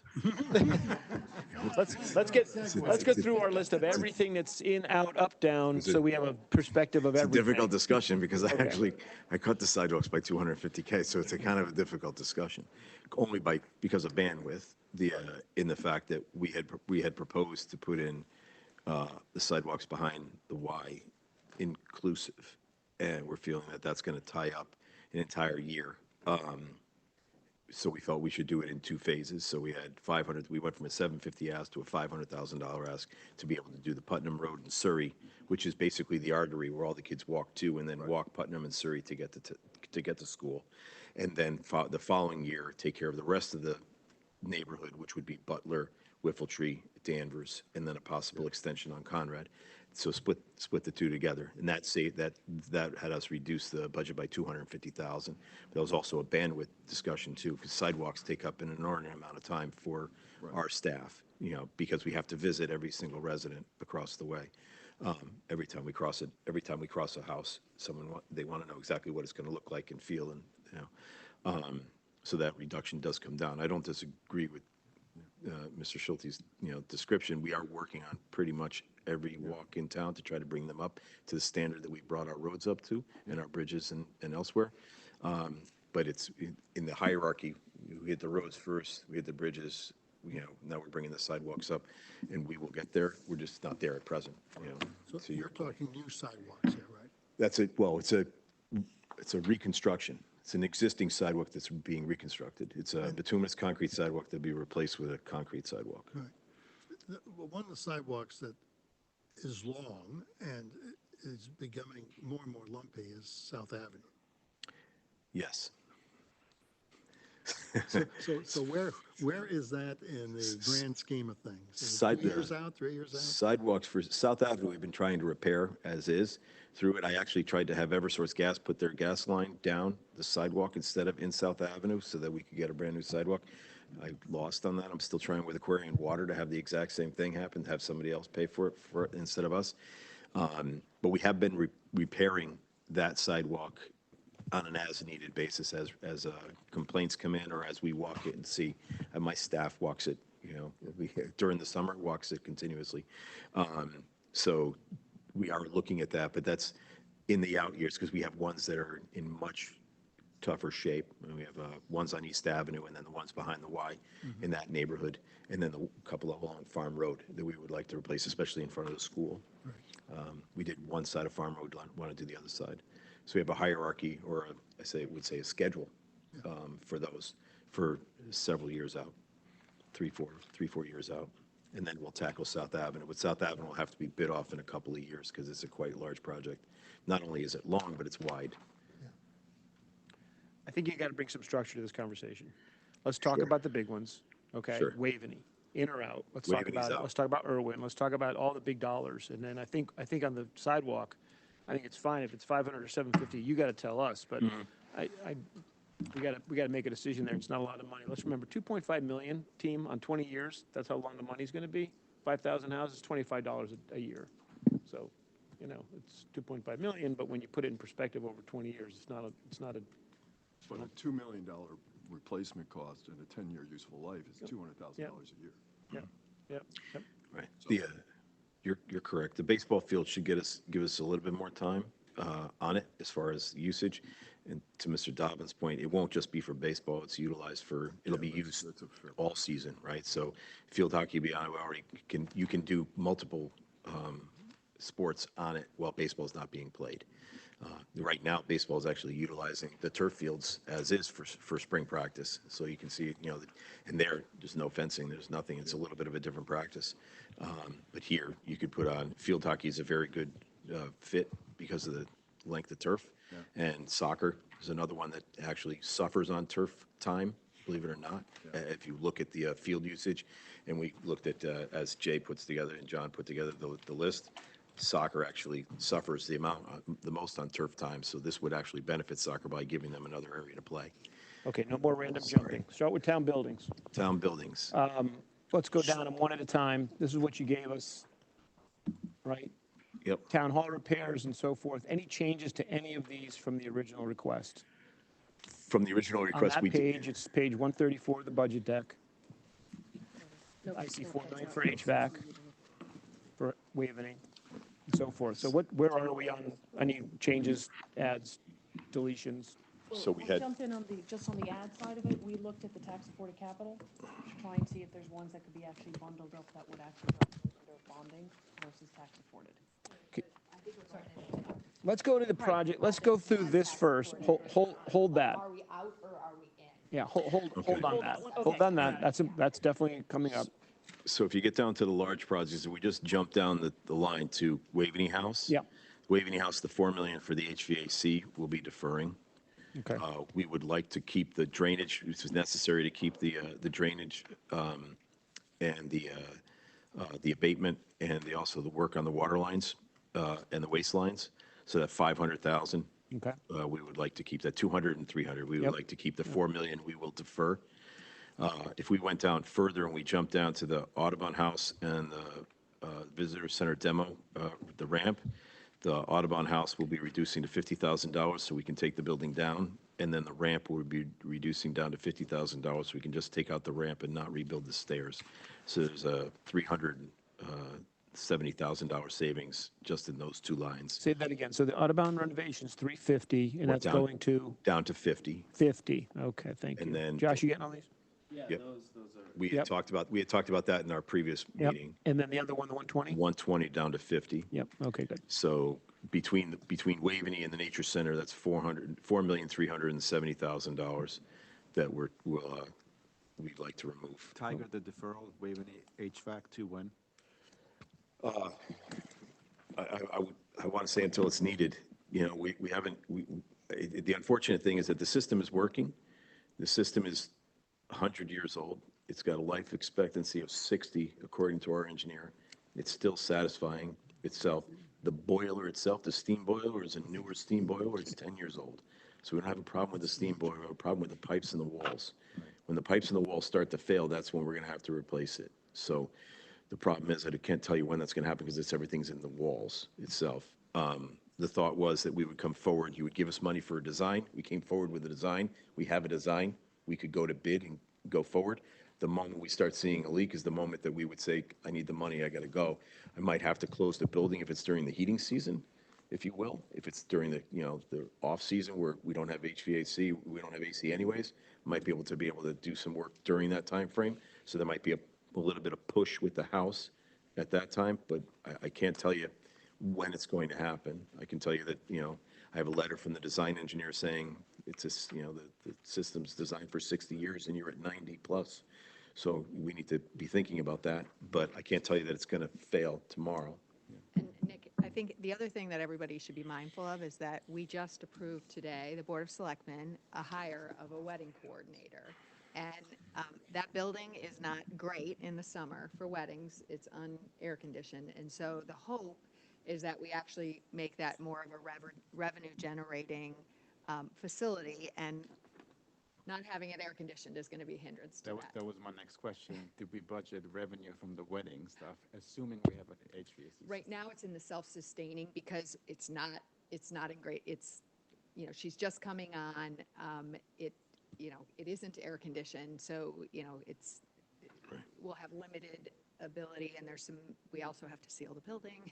Right. There's some things that need to happen at Waveney House, but I think the long-term plan is to hopefully make that more of a revenue-generating building, but there's some things that have to be done to make it. But to your point, we didn't budget for increased fees based upon an AC system. So that what you have for revenue is budgeted upon utilizing the existing building as is. So the revenues that we've been charging, or the fees that we've been charging, that's what was budgeted. Okay, thank you. You're welcome. Irwin 150? Irwin 150, we have several individuals utilizing the building. We have CERT, we have New Canaan Cares, and we have the IT department. We would like to continue with that money only because we're seeing rot around the windows themselves. The building's brick, but the windows are wood. So We need a plan on Irwin. I'm sorry. I hate to be the bad cop here, but come on. It's a money pit waiting to happen and has no useful function. No one's having a wedding there. Let's be honest. So I think we just have to come clean on this to say, what are we doing with the building? And putting good money after in it as seems like just a terrible idea, 150,000 to keep whatever, do you want to keep something going? But can we have a plan on what we're going to do with those people that are there? We have other space in town, we have other options in town, we ought to really evaluate that and stop throwing money into the Irwin building. My 2 cents. Don't mean to be on the soapbox on it, but it seems like a very slippery slope here. You're going to be here for an HVAC system, and you're going to tell me it's 70 years old, it's $40 million. I mean, we're not doing that, team. Well, and a lot of these changes, let's be honest, we're going to have to pay them one way or another unless a sale is in the future. And we can all guess how likely that is, right? It's ours, right? We own it. So, but it's not unfair to say, what's the plan? That's exactly, that's right. That was the plan. So we need a plan for Irwin. Are you saying this is emergency money to limp it along? Yeah, well, it's just, If it's emergency money to limp it along, you don't have any place to put those people tomorrow? no, Yeah, no, so we have no place so to I put them. understand that. Right, and the thought is too, is that the monies aren't really going to come available for a while, and then the selectmen still have to approve the contracts. So if we're working towards a plan, the plan is not necessarily what everyone wants to see, we can hold back on what we need to do. Following year, 700,000. That's the thing. Here, the next one's 5 times That's the bigger. roof. So, So- right, Right. 700,000 next year. So that, can we agree to have a plan, a real plan for the building that includes everything from tearing it down to, turning it into would you want the AI command center in New Canaan? The AI command center, and then, or an open flat thing for a music quartet. Those are okay, so. I have another building use committee. Yeah, I know, seriously, I think it's time, because that is going to, we are not going to do this. Okay, so that 150 stays. Right. And that was that was that. What else on? Okay, pavement management, you got 2.8 still?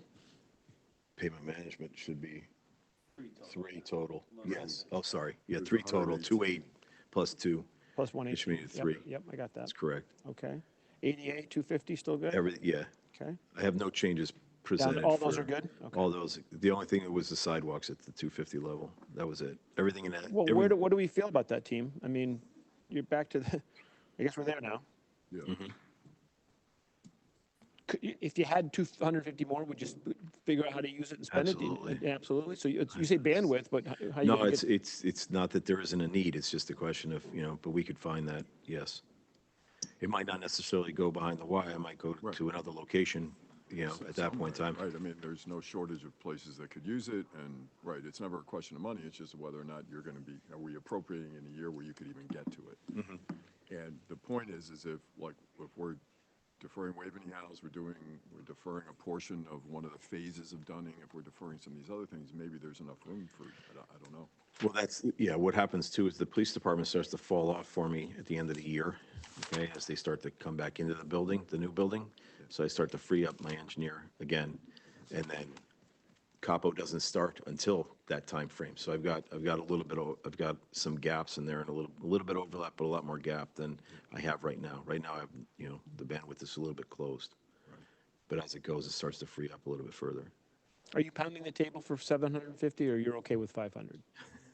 I would like the 750 because we have needs, but I don't want, you asked me to find places to go, so Okay, well, I'm could you finding places to pencil go. in 2 more 50 there and just see where we are? I mean, you just took 4 million out, so I mean, it makes, Okay. start to creating some headroom here. What about the Lakeview That's- Avenue culvert? That was 2 million? That's 2 million. That needs to be done. Right, we know that, but there was some sense of. I'm as to hoping whether- that might come down, but we're not at that point You don't have a yet. new number yet? No. Okay, so it's still 2 million? Okay. Right. Is it 2 or 2.2? It's 2.2. 2.2, yep. It's 200 Engineering plus for the 50. engineering and 2 million for the construction. Okay. Any other substantial changes? No, I'm a little out of powder. This is about 9 million overall. So where were we, Josh, and where are we with those puts and takes? So sewer went from 6.5 to 4. Correct. Waveney went from 4 to 0. Irwin, we're kind of just keep the 150, but Dunning went from 2 million to 0. And sidewalks, let's pencil in, went from 500 to 750. No. On 507. Well, s- No, it's- when, was it was already- 500. It was 750, it Stayed stayed at at 750, 750. well, but it We're went to, keeping it, yeah, there was a Went to discussion 500. that had it down, but we're back to we 750. bounced. Oh, you're back, so zero then, because it's at 750. Yeah, that's, okay, And now we're back at 750? Yeah. I'm just suggesting that, I think we have the room for it, so, Yeah. okay, good. So can I just ask, is there any source of funds that we can tap for these projects that's either in the Banco Pool Fund or the Railroad Fund or anything else that for parking lots or whatever it might be? Well, We're already doing it. right, we're already taking So money those for, are taken into account when you formulated the ask? Got it. yeah, so the, Most of them will show up in the other column. Okay. right. Now, Josh, you have the, Yeah, so not including the ones that were already taken out during the Board of Selectmen, that's 8.25 what's 8.25? as the net of what was removed. 8.25, So okay. Josh, I have 887. No. So I have the 2.5 wastewater, sorry. I have the 2.5 wastewater treatment, 2 for Dunning. Yep.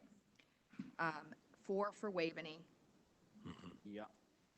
300 for the Audubon, and 70 for the stairway. I think he's saying Audubon and stairways, that Those was were in already- our, Those were out. we took those Oh, out a you couple took weeks them? ago. Those Yeah, were taken out. yeah, that's the difference. Yeah, but the 250 for, That's the difference. Sorry. I mean, I just, because then we can all. No, I can share my Okay. screen, that's fine. So then we're at 8.5. 8.5. 8.5 is what I have.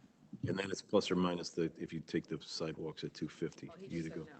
then you go, then we're I'm 8.5. adding, I'm reacting to Mr. Schulte suggesting we add it. I think we add it. 7.7, so what are we gonna do?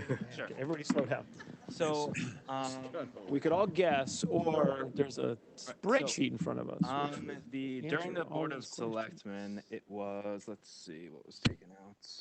Actually, no, that's true, it was during this time, it was the Nature Center and Audubon House here were Yep. gone from 350 to 50, 120 to That's 50. right. Yep. So let's just ignore that one here, and then these ones, that is 8620. What was it? 8,620,000. Okay, that's a big number. From, Sure. Okay, I know. Tiger and I are both. I got right. 8.5. I have No. 8.5. We both have 8.5. I got 8.5 without that. Yeah. I got 2.5 for the, I got 2.5 for the wastewater plant. I got 2 for Dunning and 4 for Yep. Waveney. That gives me to 8.5. And then if I added in the 370 from the Nature Center, I'm at 887. Yep.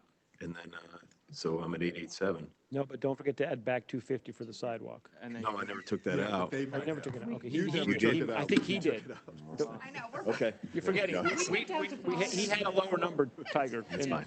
Okay. Right? Yeah. I know it doesn't make sense. In No, Josh, it's we perfectly trust. fine. I was trying to get to 9. So again, the original, and don't forget, we have 600,000 from the Board of Ed. I think it is 886. Don't forget. Tiger? I know Okay. it's not in your, That's not on my side. Josh, it's in yours. Yes, it will be. So please add up, 9 to 20. okay? I lost connection. Hang on a sec. It'll take a minute to get back in. Get back into this. Well, we didn't have the same sheets. I mean, he had sidewalks at 500, not 750, that's what I thought. I guess I was. So is the total amount around 9.1? Am I following correctly? Like 9.1, including the sidewalk? The Board of Ed, 9 to 20. Yeah, because they had 600. 8,620. 600, so you get 922, right? Yeah. Sorry about that. It's okay. Take your time. There's a lot of numbers. No, it's the connection. The connection died. Yeah. Hey, while we're waiting, Tiger, Sure. just want to see what exactly is the pavement management program? Is that just plowing this No, sidewalks? What is that? no, the pavement management program, you're talking at 2.8 or 3 million total? Yeah. That's our paving program. We call it a pavement management program because it's a series of tasks that we do. It's not just one, it's not just milling and paving or So reclaiming it's and separate from paving. improvements and new or? Well, it's really a pavement and management and improvement program. It's a PMIP, but we just put down here just save it as PMP. And you just bifurcated, I guess, some of the sidewalks like in behind the Josh, lines. you there? Yep, so Yeah. your question was all in all with the 2 from the Board of Ed? 600. It was 6:30 from the Board of Ed. Yeah. That I had in the Board of Selectmen's number, though.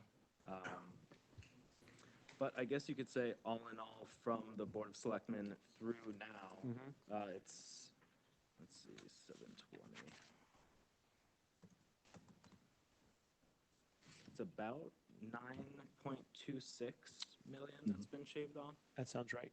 And so is that off of, what, so What this was is the- all bonded now.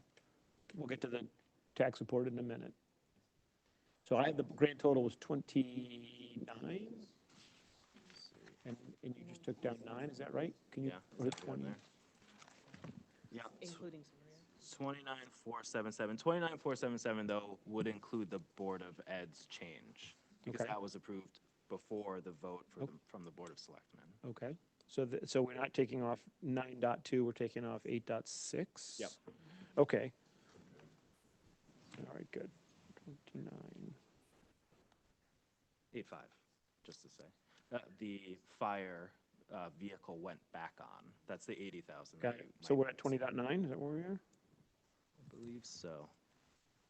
It's a big jump, that's a big drop. Yep. All right, that's a more manageable number. Now, can we do the tax supported? And then we're gonna come back to capo for all you, anybody was concerned we had dropped that. We need sidewalks to capo, which nobody had on their list. Okay, so tax supported, we were at 1.9 in the beginning. Yeah, yeah. That's the base, We're gonna bring up a document. okay.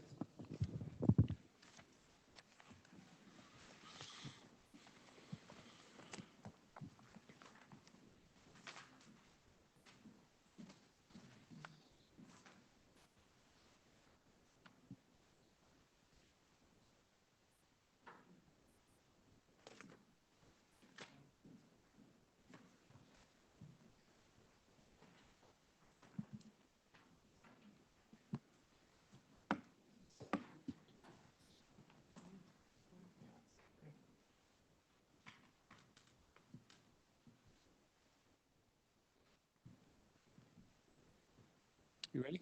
Want to make it a little bigger? Again, the base, our base, our starting point was 1.9 million. That was what was in the budget. That was in the tax supported, so that would hit the expense and mill rate. And do I you have them this one? segmented out. Yeah, that's You have this in there here too? Yeah. Okay, yep. So the tax supported started at 1.924.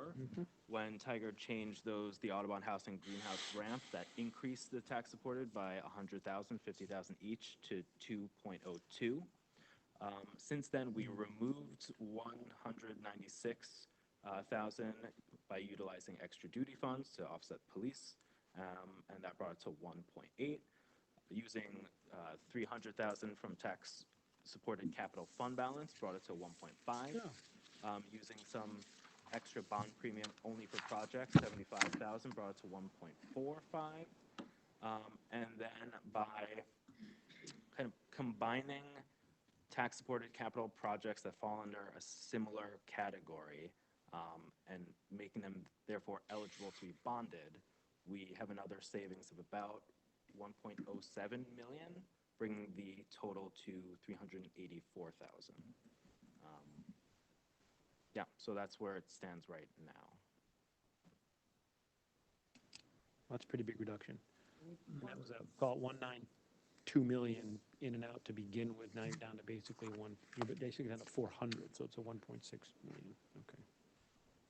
So what you're saying is you took a bunch of cats and dogs that all kind of belong in the same category. Like vehicles or Vehicle. building maintenance and things like that. But looked at the useful life to Right. make sure that from a bonding Yep. and a depreciate, so it's like, Beyond 10 years, 10 years. and over, I think we tried to keep it over 25 to 40, like around there, 10K, 25K. None of the, 5,000, 7,000 projects.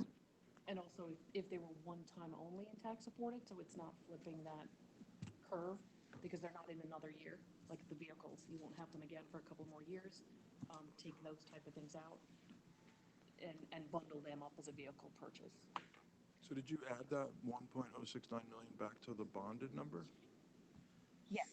Yes, yeah, it part of it, is. yeah. It is, yeah. It's in the bonded. Well, some of it was covered by money unspent. Right. Some, but sounds like, Victor, yeah, some of it got added back into the bonded, on the bonded side. So if you compared like the capital sheet that's in front of you and on the tablets now, and the original one, that middle 1.9 will have gotten divided to the other two columns on the left and right, the other and bonded, totaling. Okay. Thanks. Okay. Okay, so now coming back, it sounds like we had 8.5 million either reduced or deferred when it going from 29.4 to 20.9 of bonded capital. And the taxpayer supported dropped from, I'm going to say 2 million to 400,000. Okay. All right. Now that 20.9 has capo in it, actually. I think it was in the original, it's in all in the original file. The 20.9. That was 29.4, we agreed, we took out 8.5. Yeah, capo was in Capo was in the original. Yeah, yeah. Yep. 20.9, so that's in there. Okay. All right, so anything else on capital other than capo? No. Let's, because we want to nail that down. We're voting on it tomorrow night, Thursday night, 2 nights from now. Mhm. And then I want to, other items in the budget. I think we have a disagreement on what you prepared here on some of the operating expenses. There. Yeah. Right, so that is, for the most part, the voted on Board of Selectmen Yes, budget. okay. Just because of timing and. It's okay, all right. All right, well, team, you want to finish up on the expense side and any other changes and get all that buttoned up and then come back to capo last? Okay, so the things that I noted were in the human services, right? Yeah. What we have from our work together with human services and Penny and Bethany was their sheet. And these aren't the right numbers. So I'd like to confirm those if possible, just. I don't want to do it from memory. I have the sheet right here. I have it right here somewhere.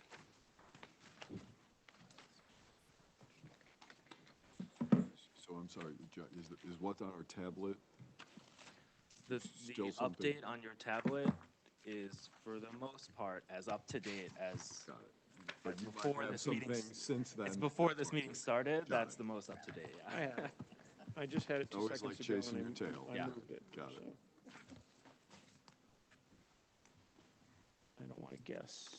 Give me 1 second. I just want to confirm it against the sheet that we had to make sure we are correct. Here we go. Thank you. Sorry about that. Okay, at the top.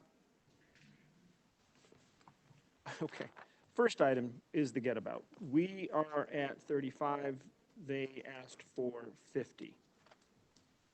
Although this says 47, but when we met, they asked for 50, so I think we just stick with 50. So conversation, discussion on the 50 versus the 35? Now that we just reduced the capital by 8 million and taxpayer capital by 1.4 million? There you go. Any discussion on that? 15,000? You okay with that? Fine with the 50. You okay with that? Yeah. Showing that to 50 now. Michael or Bob, all right on moving the 35 back up to 50? Yeah, no issues. Okay. No, I'm fine. It's I think we talked Small. enough about kids in crisis. Just to make So sure. that's the right number? That's 96? 90. That's 96. That's 96. I'm looking at Bethany and Dr. Lipsy. 96, kids in crisis. Yep, yep. And where does that end up? Does it go into the Board of Education now? No, not kids in crisis. That's a Health and Human Services. Right, but we're talking about the counselors. Yes. Counselor for Saks is in his budget. The last meeting, we were saying that since kids in crisis had, since the last time around, we said that since kids in crisis had not delivered the counselor, we remediated the question to Human Services, the Board of Ed, and asked them to come up with a solution. So what is the solution? Can I speak to that? 'Cause Yeah, why don't you were on the yeah, gang that solved it. I was- think there's two questions too. There's this year and next year, because there is some question about this year. Maybe that's where you were going. Do you want me to start with this year? and Well, then- start with next okay, year. Start with next year. Yeah. In the budget. So next year's budget, Health and Human Services will budget $96,000 and will be paying for a kids in crisis counselor at the high school. Then we are so this year there was a grant-funded position at SACS. That position will transition into a Board of Education funded counselor, not a kids in crisis counselor. So it will be a Board of Ed funded counselor that will be on their budget. And that will continue then from this year into next year. This year is different. This year, But because this year, okay, I understand what you're saying. This year you were funded because you had a grant. You're going to keep the position full-time Board of Education, and it goes into their budget that we're currently approving. the counselor, yes, a non-kids in crisis counselor. It is a grant-funded counselor this year that will transition into a Board of Ed town-funded counselor under the Board of Ed budget. For 24, 25. Yes. 24, 25. Yes. Okay, so I suppose, is that the best, if that's the best solution, why wouldn't the high school counselor then also be within the Board of Education? For next year, yeah, we Next can ask the year. superintendent. It may be that. Why hire from a third party? That's a good question. And it may be that we have to by all means. Thanks. Okay, it's the right question to ask. So I'm going to be very succinct, but ask as many questions as you like. So we piloted the Kids in Crisis Counselor at SACS this year and last year, and learned that we believe our kids would be better served with a Board of Education school social worker. We've had the program at the high school for at least 20 years, I believe. And because of the way that the high school students access services and what they need, which is different than what the middle school students need, there's a value added to the kids in crisis at the high school that we believe is worth keeping.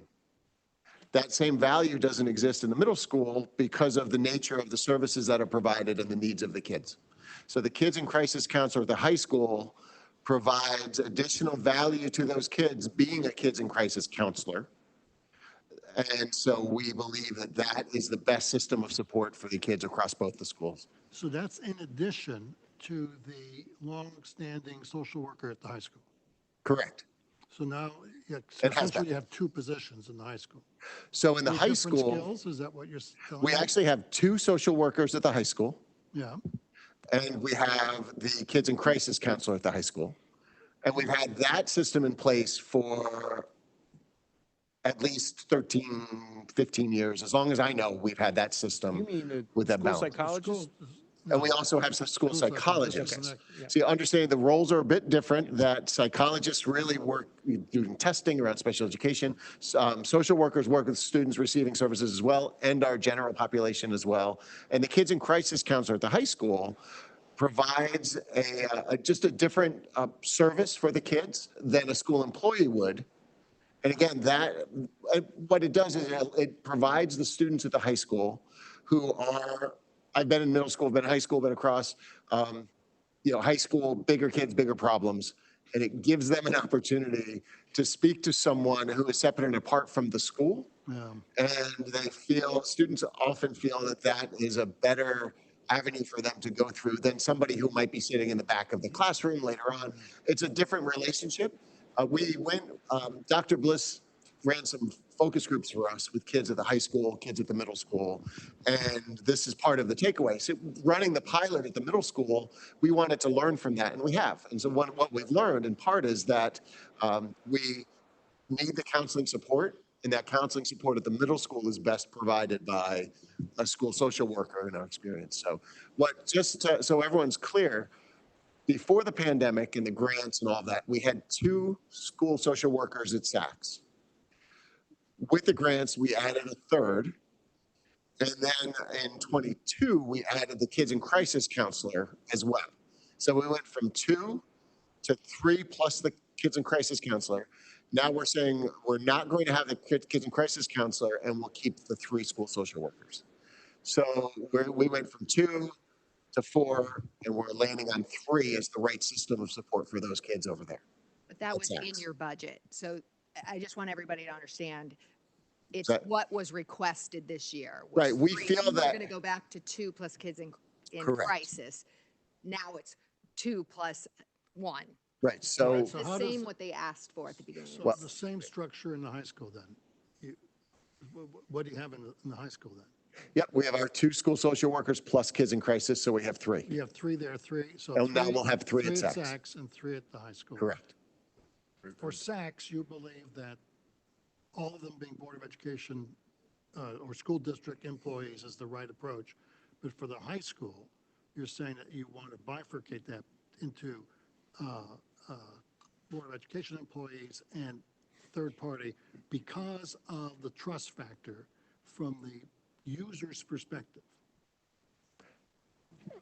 Yes. Yes. The confidentiality factor, correct. And in this domain, trust is everything. So we want to make sure we have the counselors that kids will go So what to. about supervision and accountability? Yeah, Mhm. for the high school. Yes. Yeah, Mhm. so that's a question, of course. What's the governance that's going to change? Right. So Deanna and I have been talking about that, and we're going to be meeting with them to make sure that we have in place a system of accountability and oversight that we're comfortable with. Again, we have a longstanding relationship with them at the high school that has worked well and has served us well. There are some things that have come to light that need to be shored up, and we're going to, and that I'm confident we can do that. And do you have a say as to whom that individual is? We do. Okay. We do. We are part of the interview team in selecting those people. And again, the high school, prior to the last couple of years, we had someone there for a long time who provided great service for us, and we hope to get back there. And just to be clear, while I have the mic, this has nothing to do with the folks in the roles. The person right now, as our kids in crisis counselor at Saks, is doing a great job. Right. You know, so it's not, we never build positions around people. We always build the structure and then staff it, right? So this is what we believe is best for the kids. And just to be completely clear, our budget is only supporting 2 of the counselors at Saks right now, because our expectation was that the kids in crisis counselor, who would have been the 3rd position, would have been paid for the same way that the one at high school has been. So we do find ourselves in that hole of about 68,000 in the budget that you have, the operating budget, as it stands now. And so 46 of it was here, right, in Kids in Crisis. Well, That came out. yeah, because you need 96. Well, we and need you had budget, I think the 144. initial was at 120 something? Yeah, okay. 144, right. So maybe it will be a wash, or Some of maybe we it, come out some of ahead. it. I'm not sure it was covered, but it's, Well, okay. But You know, Right. Brett, we should talk $20,000. about this long-term, because I don't really, I'm a big, like, we're one pair of pants, 2 sets of pockets. I'm not sure how great the model is, having Health and Human Services be responsible for a role that's really in the schools and should be, since we've obviously seen there was a deficiency created by not having oversight at the high school. I personally would like to see a better oversight, and that probably is, you know, bringing it into the school's budget, and we should talk about it, maybe not for this year, Mhm. but for the future years, because Well, I'm very disappointed. I think at this point, we have coverage. We have an agreement. We just got to make the budget numbers right. And I think it's all there, it's just maybe in one pocket or the other. And if you want to change the solution going forward, that's up to you. Come back to us and. Next year, we'll talk. Yeah, we it can figure really- out. I just want to make sure we Yep. have coverage and Yeah. that we've got the things that we need. I think we did that. And that's an important point, that we have coverage. We have the kids in crisis at Saks and at the high school for the remainder of this year, and we figured out the Given funding around it. And you're, from the education point of view, are satisfied with this arrangement? We believe this is the right approach, yes. Now, I can't promise you that a year from now, as we're sitting at the table, I'm not saying, Okay, we'll we've take it one learned step more at a and we time. have, but that's it. You know, we get to do this annually, and we want to, go a step at a time. And cross as far that as where the funding lies, I mean, in truth, at the end of the year, it gets sent over as an in-kind anyway. It's in our per pupil, so whether, Yep. exactly, Exactly. that's, we can figure out the best way to do that anytime. Happy to cross that bridge when we come to it, not the Lakeview Avenue Bridge, but, Yeah. yeah. Fixed before it falls. So So it has to get resolved and tweaked a little bit next year. We get it, but Yeah. you got it. Okay, thank you for that.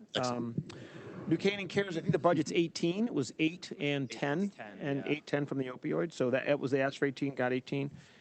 Child Guidance Center was 5. Domestic Violence Crisis, 10. Correct? Meals on Wheels, 5. Community Program Mental Wellness, 2,500. And then New Canaan Urgent Care, 50, 25, and 25. That's what I have. Okay, very good. Excellent, actually. Okay, other expense items, I don't think so. Are you, bond premium? We have not talked about that? We haven't talked about that yet. Why don't we talk about bond premium? So we had in the budget, Josh, in the file you sent us? 500? Sure. In the original file, we had 500 as a placeholder, as a revenue item, a transfer in that would be offsetting debt service interest. Now we've kind of got the final number. Yeah. The debt service will be increasing because of the recent bonding by 456,000. Okay. But as a revenue item, bond premium is going to be, it's Say it, you can say it. It's a big number. yeah, I just have to take out 60,000 from it. So the bond premium will be 1961. Oh, minus the 450 though. That's, Well, that's an the offset. net is 1.5, but we've got to show. Okay, but what do you put in the revenue side, the 1.9? The 19 Oh, is geez. in So the he's got revenue. 456 on the. Yeah, expense yeah, okay, I just want to make sure. Okay, good, all right. Yeah, that's good. But you had something on the expense side before, right? Is the net, what do you have on the We had expense side? the original budgeted debt service on the expense side. 17.6 Yeah. and change, All right. and then it went up 450. Okay, okay. So, Oh, wait a that's, second, wait, yeah, 17.6, that's not the number that's in here, though. You have to add both are you looking at the budget book? You got to look at both town and Board of Ed. No, not on that. Not no. on that. That's the board of that's the Board of Selectmen voted. If you have the small packet from now, This one, the changes. that one, yeah. If you flip to the summary expense page, you can add the.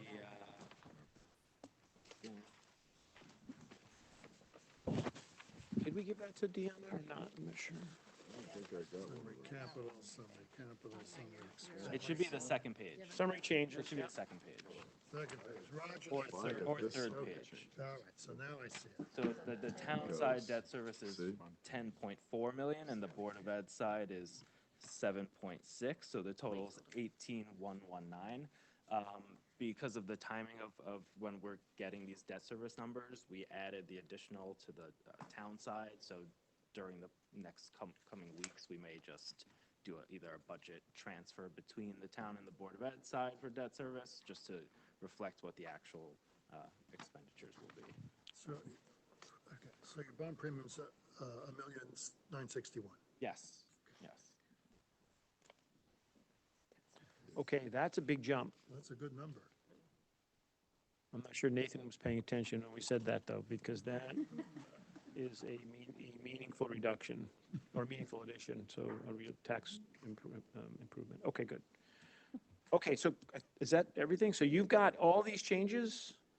Where, Well, all of those changes except for the capital from Tiger and. fair enough. Yeah. We'll have it for, Sorry. we'll have it for Thursday. I think we all have it in our Absolutely, various forms and all have a different number, by the way, but, It updates, ballpark. you know? okay. Okay, let's go around the run then on Capo. It's currently in these numbers. It's a good question. It's a one-time cost, which we know, bonded over 20 years, and it's an ongoing cost as we think about the deferred maintenance, the costs we're going to have, down the road, as we all know. We have to get ready to fund those things. and Other how it than gets funded, who's gonna replacement, chip Todd? in, and so forth. Go ahead, Bob. Other Yeah. than replacement, what is the maintenance? I don't know that I heard that. Say again? Other than the replacement in 10 years, a turf field shouldn't require much maintenance. Am I right, Oh, wrong? I agree. I don't I think mean, anyone in the was suggesting library, anything. we take on all the operating expenses but here it feels like the asset is kind of durable. That's why it's attractive. Anyway, I'm guessing, yeah, I don't think anybody was asking or saying there was a big ongoing expense. It was the big expense was replacing the turf 10 years from now. I guess that was it. So you want to have a point of view, Bob? Supportive, not supportive, questions? I actually, I am supportive. I mean, a lot of our students are student athletes and get into college, field hockey, soccer. It's not just baseball. It's a draw for New Canaan, and part of the reason we're such a great competitive high school is we have these assets, these fields. And furthermore, I don't think you can always count on $4 million coming out of the blue. If the markets take a hit, my guess is, you won't get these opportunities down the road. So for me, I would actually be a yes. My feeling. Just to remind everyone, we can approve this tonight, it might not happen. The money has to be in the bank. Planning and zoning has to approve it. Town council needs to approve it. So I just, there are quite a few more steps here, right? This is us basically approving the potential funding at some point. But we're not the final say on that. Still got some work to do, so. Other points of view? Michael or? Yeah, Sensitive to the team on the phone. I echo what Bob says. It's an important thing for our student athletes. The only concern I had was the aesthetics of the fence in the middle of Waveney. I've been there up a lot of times, and assuming that the aesthetics, it doesn't cause a lot of issues there. I think that's the thing I would watch out for, because it is an open park. It's an open field, has an open feeling to it and a beautiful feeling to it. And I'm trying to visualize how the fence would work there, kind of right in the middle of Waveney. It very well could be, people could have some issues with that for sure. It's tucked away, but it's possible. Yep. Yep. I think they put one up at the softball fields, right? A few years ago, they around by the water tower, right? That had a fence, maybe That two? has a fence, yeah. Yeah, but it's not in the middle. It's kind of not in the middle. It's kind of right, Tiger. It's kind of hidden away. This one would be right in the middle because there's softball fields there too. It'd be right in the middle of Waveney Park. Yep.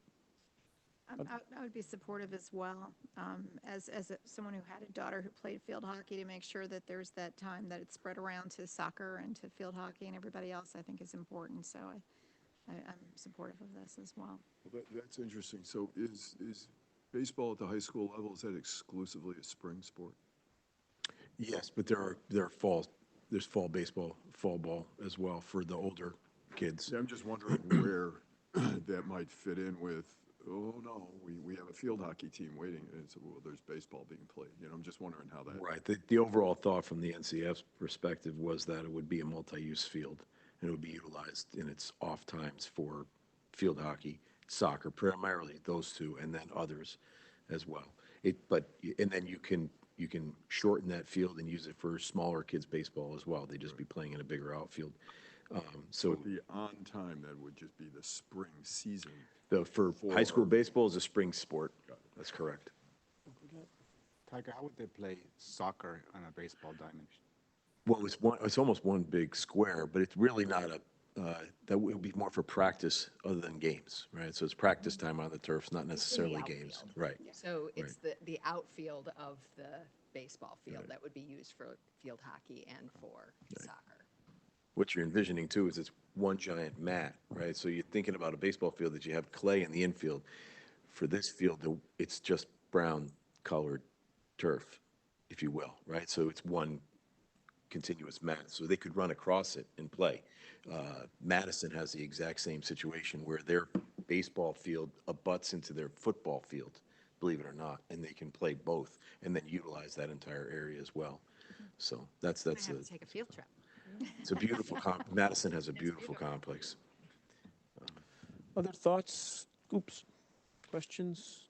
Again, we're not voting on it tonight, but it's in there now. we can remove it or support it on Thursday. But it just, I think this is the time, and if there are more questions, actually, if there are more questions, this is important questions to have for them, the NCAF, Yeah, to get answered. I think I'm you- I think taking notes as well, People had you some know. questions. Right. Anybody here? Tom? I have a question. So what is the, in a typical varsity baseball game, how many people are in the stands? How many people show up?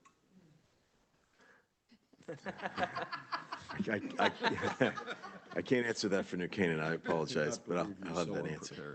That one, I can tell you how many come to a Cheshire game, because my son is the starting catcher for Cheshire. I can tell you how many are there, I can't tell you here. How many? It's a couple I'm guessing hundred. it's about 30 people, 40 people? I would think more, yeah. The parents and families of the kids alone. A regular No, season game. here's a pretty big draw, I'll be honest. Yeah, both my Yeah, boys 100 play. at least. It's At probably least. 100's a good number. Yeah. But then, I guess, does parking become an issue? Because back there and back of Lapham, there's not, by Water Tower 1, there's not that much parking. When we were looking at the usage, we had the designers look at the parking lots that are adjacent. So we have some adjacencies. We have the Lapham Community Center has the 3 lots there. We are looking at improving the western lot to actually improve its efficiency. That's a separate project not associated with this. That was in play prior. Then we have the new Water Tower turf field behind, which is a short walk. And then we're improving the walkway down to the high school, to the parking lots that are between the Water Tower turf field and Dunning itself. That's another location. And then, believe it or not, it's actually even a shorter walk to go to the pool. Yeah. So from the pool itself to come across is a shorter walk, because you're almost from the outfield, you're walking across the street that's and a you're good in the point. parking lot. That's a good point. Short of it is parking shouldn't be a problem. No, and then They it comes don't down to. overlap, really. The pool won't be open during baseball season. Correct. That's a good And then, point. yeah, and then the time when the baseball field will be used, Lapham is at its, Lapham is mostly during the day, a couple of functions at night, but mostly during the day. So there's a lot of use across purposes. Other points of view, questions that people might want to have? I don't want to dominate, but I'll jump right in here.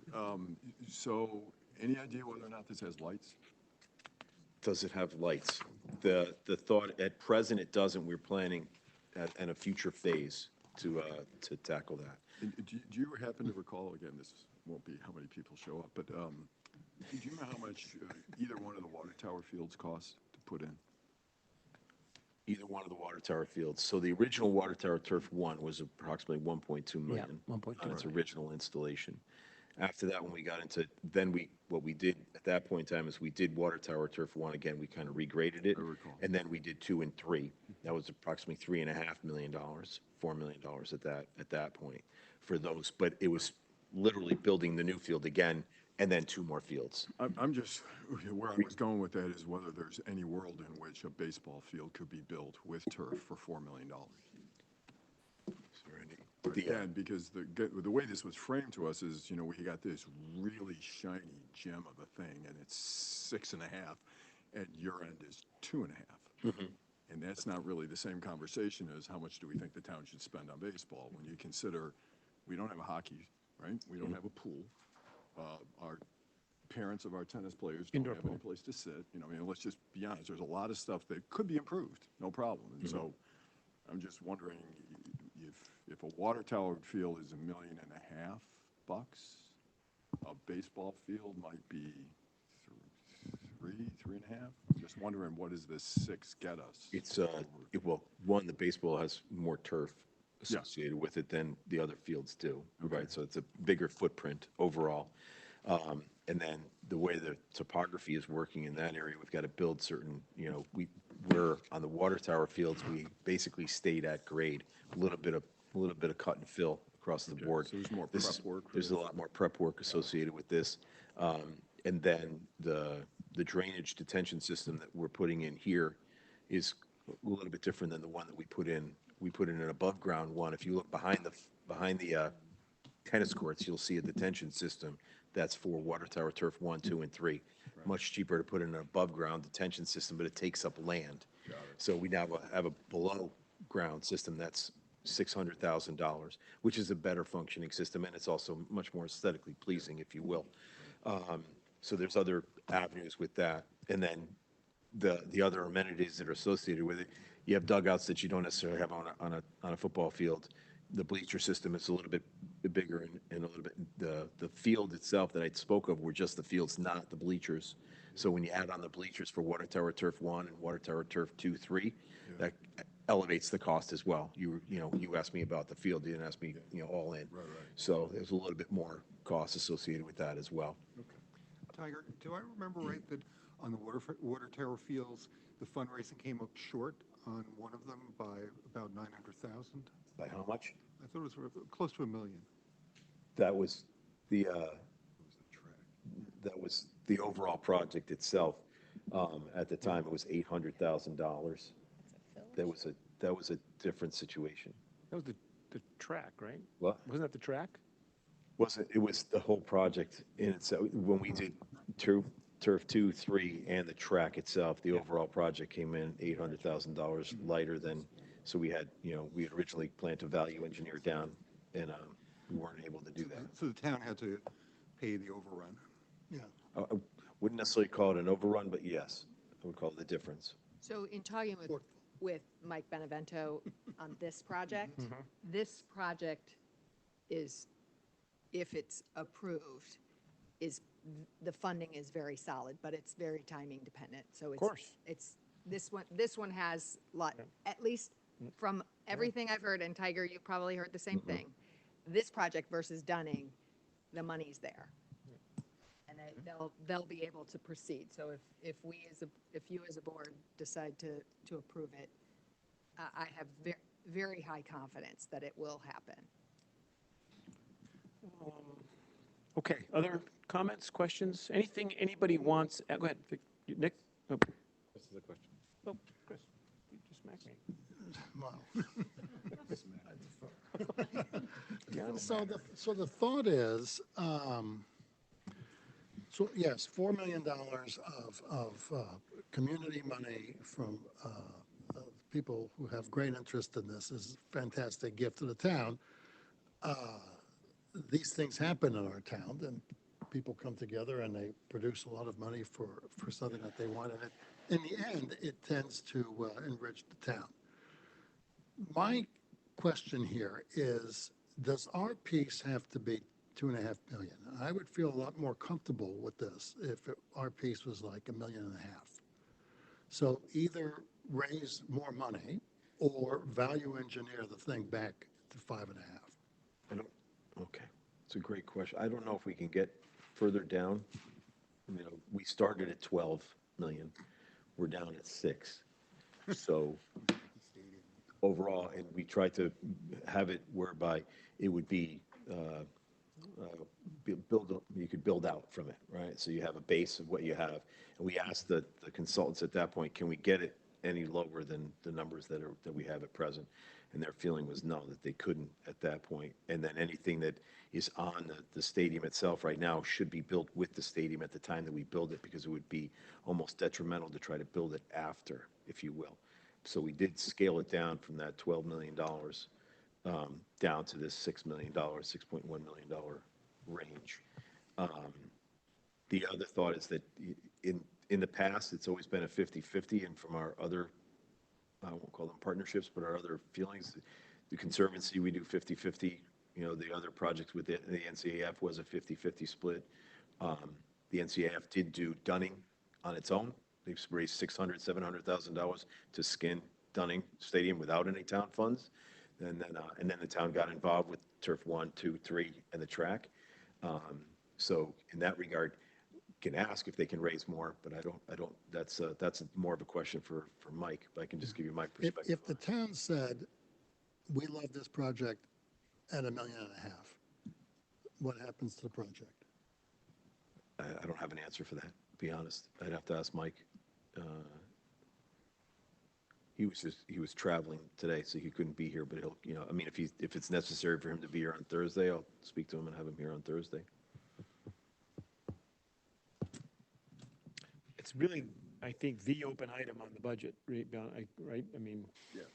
And just because one of my big concerns was bandwidth, with the adjustments we've made to the capital budget this evening, your level of confidence that bandwidth isn't an issue is good, very good, excellent? It's I would say it's very good, yeah. Well, I'll never give you the excellent range, but it's very good. For what we took out, what we came back to, yes. Yeah. Yeah. Assuming that the police department runs its course and runs its course well, we're in very, very good shape, yes. And I anticipate that will happen. So, I'll have one entire employee back out of 3, so. I mean, look, it's an important statement to make here that this is embarrassingly generous. This is Bob's point. It's Yeah, a that's right. high-class problem. yeah. And you're quite right that, we don't often encounter these things.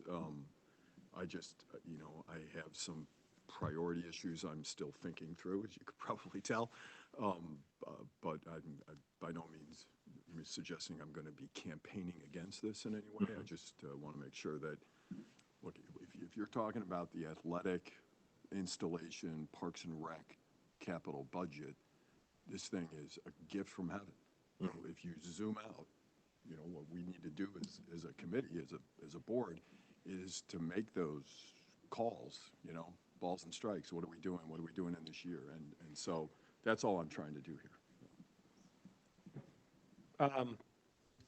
Okay, why don't we, I think you probably want Mike here Yeah, I'll speak to on him. Thursday. Yeah. And because I said, I think you'll give us the breakdown. We're in pretty good shape here, but I'd like to get that's an open item. It's $2.5 million.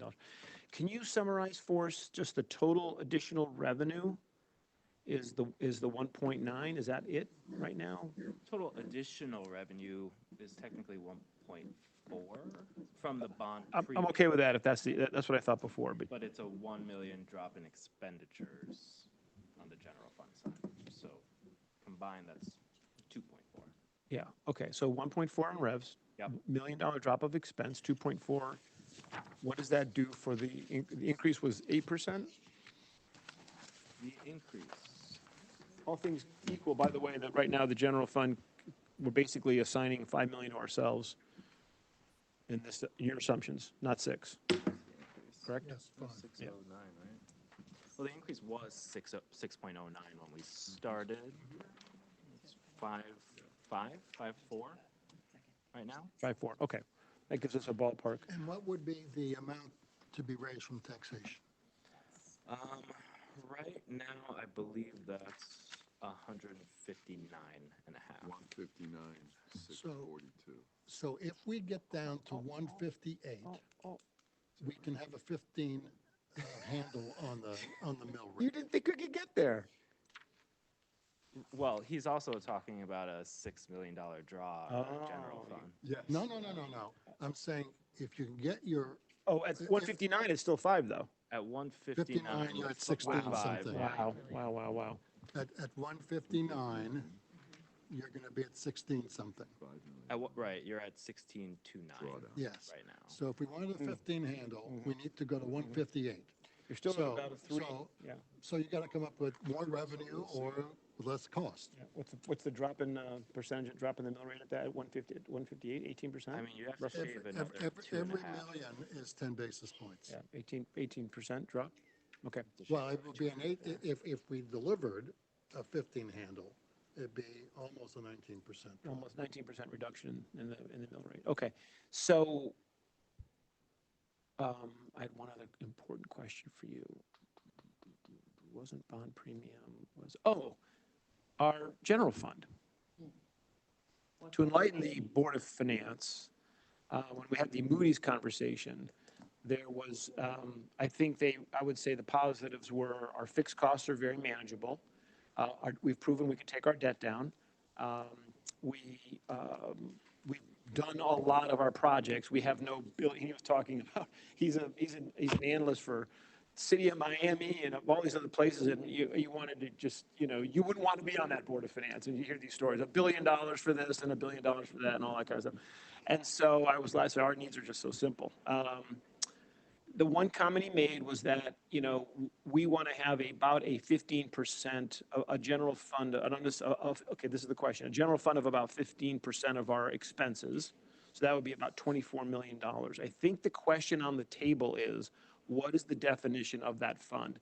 Because we have always said assigned and unassigned, and we don't count the pool fund, and we don't count the sewer fund, and we don't count this fund, and we don't count that. And I'm not sure that's apples and apples with how funds are rolled up and counted for in this conversation, because I got a sense that we could have rolled all those funds up, and we just choose not to for our own operating reasons. In that particular meeting? Yeah. They've changed the rule going from just the government, just the general fund, to actually all funds, Okay. including enterprise Okay, funds. So okay. we sent back another schedule. Ah, okay, okay. Because Wouldn't hide that from me. in the meeting, it was confusing for me even Yeah. going through it, because he said you're reducing it 2 years in a row. Like, Yeah, we didn't okay, reduce that's it what did make sense. because it was the capital Got fund it, that we didn't got it. bond. All So right. we just kept spending. Okay, And that was actually a question someone else had brought up in Okay. terms of why did our Okay. overall general fund drop, I think it was 15 million. It was because we spent the 15 and didn't bond it back. Yeah. So we explained to him how that works. We okay. do it as a reimbursement. Yep. Good. But he's still on that kind of, how we do our general fund Yep. by GFOA guidelines is 2 months of your operating expenditures, Yep. including restricted funds. Yeah. So Okay. that would be including our 27 million. 'Cause Okay. We have that in our AFA. All right, okay. So, So talk to us then about because we have here on, Josh, on your thing on the tablet here, unassigned ending fund balance that's available after the proposed 5 million draw. Talk to us what that is after having reimbursed yourselves from. Well, and I'm not sure the unassigned doesn't count, or the No, assigned so doesn't count because we've assigned it to ourselves. right. And we Are don't you use talking it. about the reimbursement from the? Yeah, because this number is hard to reconcile with the historical numbers because we're at the point where we haven't yet reimbursed ourselves. Is that right? Is that what I'm No, hearing? it's Yeah. not. If you're talking the reimbursement of the capital funds, is that what you're talking about, or? Yeah, so I'm just trying to get you to what we're hearing is, let's talk about the general fund and how much is in there. And then you're saying, well, now for purposes of that rule of thumb guidelines by the rating agencies, we want to have 15% of our operating expense budget in our general fund, but we can pool up all these other little small enterprise funds with that, right? From a reporting aspect for From a Moody's, reporting yes, aspect, but yeah. for our aspect, For this is non- just the general fund, Oh, all okay. by itself. Yeah. All right. So then after if we buy down the mill rate by 5, so this is, what's the ending balance after giving effect to that 5 million buy down? So we're at 17 right now. 17. We will draw down if we draw down the full amount, we're going down to 12 unassigned. Well, the question on the table is what counts? Well, And if we have what we've assigned ourselves plus the other enterprise funds, that number is like 23 or 24 million dollars, isn't it? For Moody's. For Moody's, though, we're a lot higher. Yeah. If we bring in all our other funds. I don't Right. have that number right now. We- I want to say it's in the 35, Have- 40. Yeah, that's right. Have that for us Thursday, just as we want to understand that. And on the only thing on the assigned, of course, this year is we don't know where revenues and expenses are coming in, but it looks like favorable on both, a little still. We're a little favorable on revenue against the budget. Revenue. On revenue. Expense was favorable. Expense, Haven't seen February. You have February? Can we have that Thursday? February, what month are we in? We haven't done February yet. We're booking it in. I think from the revenue standpoint, right now, we're probably at 2 million up. Yeah. Expense, if all things are equal, and everybody spends it's probably going to be about 500,000 or 600,000. So when you say 2 million, we know we've given ourselves at least $1.5 million from the 98.5% rate, plus $1 million from, Underspend. no, on the revenue still, from Andrew. So that's 2.5. We did a change in the ISF at the end of budget season, so. All right, have all that for us. We don't have to. That's what I mean. I'll have it all We together. need to take a peek at that to have a sense, and then. And our, We're good. so if it's 15% of our budget, which is, 160? no, it's 175. Oh, not budget, I guess, not Okay. not tax, yeah. So that's like $26 million. Yep. So that's, we have to keep that number in sight. We have to have it in with how they look at the fund, though, and it isn't how we look at the fund. It isn't how we're looking at our unassigned fund. That's the difference. So we have to understand that. I just want to make sure we have apples and apples, what they look for and what we have. It's a little of both. There's two. well, that's what's We good. look So at it in the- one way and they look at it another, but we need to have both numbers. We totally need to have both numbers. Because they kind of GFOA. cross, Yeah. they're two different Yeah. standards. that Right. Actually hold the house up That's right. very well, but Yeah. there are two different approaches to it. And just, Connecticut is the outlier for rating agencies because of our tax, how we tax. Yeah. So we are the outlier for the rest, pretty much the rest of the nation, I think he said, in terms of how they fit us into their matrix. So they have to adjust Connecticut, all Connecticut towns and cities, because we're dependent on property taxes. So, you know, he quoted GFOA, which we are in line with GFOA guidelines. At 27 million, we are within the guidelines of GFOA. So it was two different ways he came across on it. He made a comment, though, and Bob, correct me, though, I think he was talking about some towns, they're asking for 30% of Yeah, their, it was over 30. It was like 30 to 30 40, to 40% in a fund. which didn't make any sense that I could In their understand. total fund, Seriously. Yeah, I think we were talking past each other, and I really think we were looking at unassigned fund balance, and he was other towns don't have Yes. all these That's right.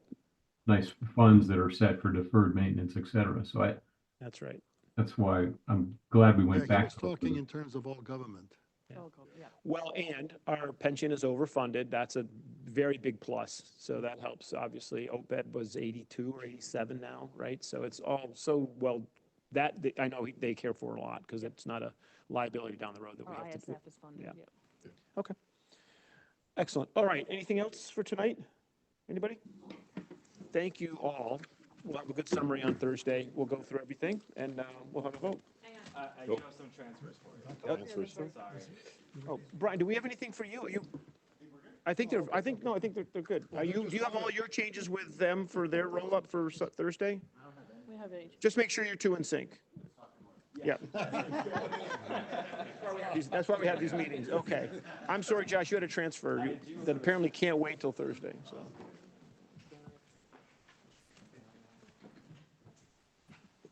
They look like highway. Yeah. Some more sidewalks.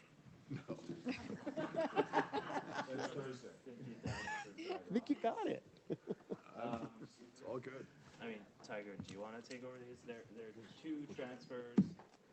One is coming from contingency, 22,245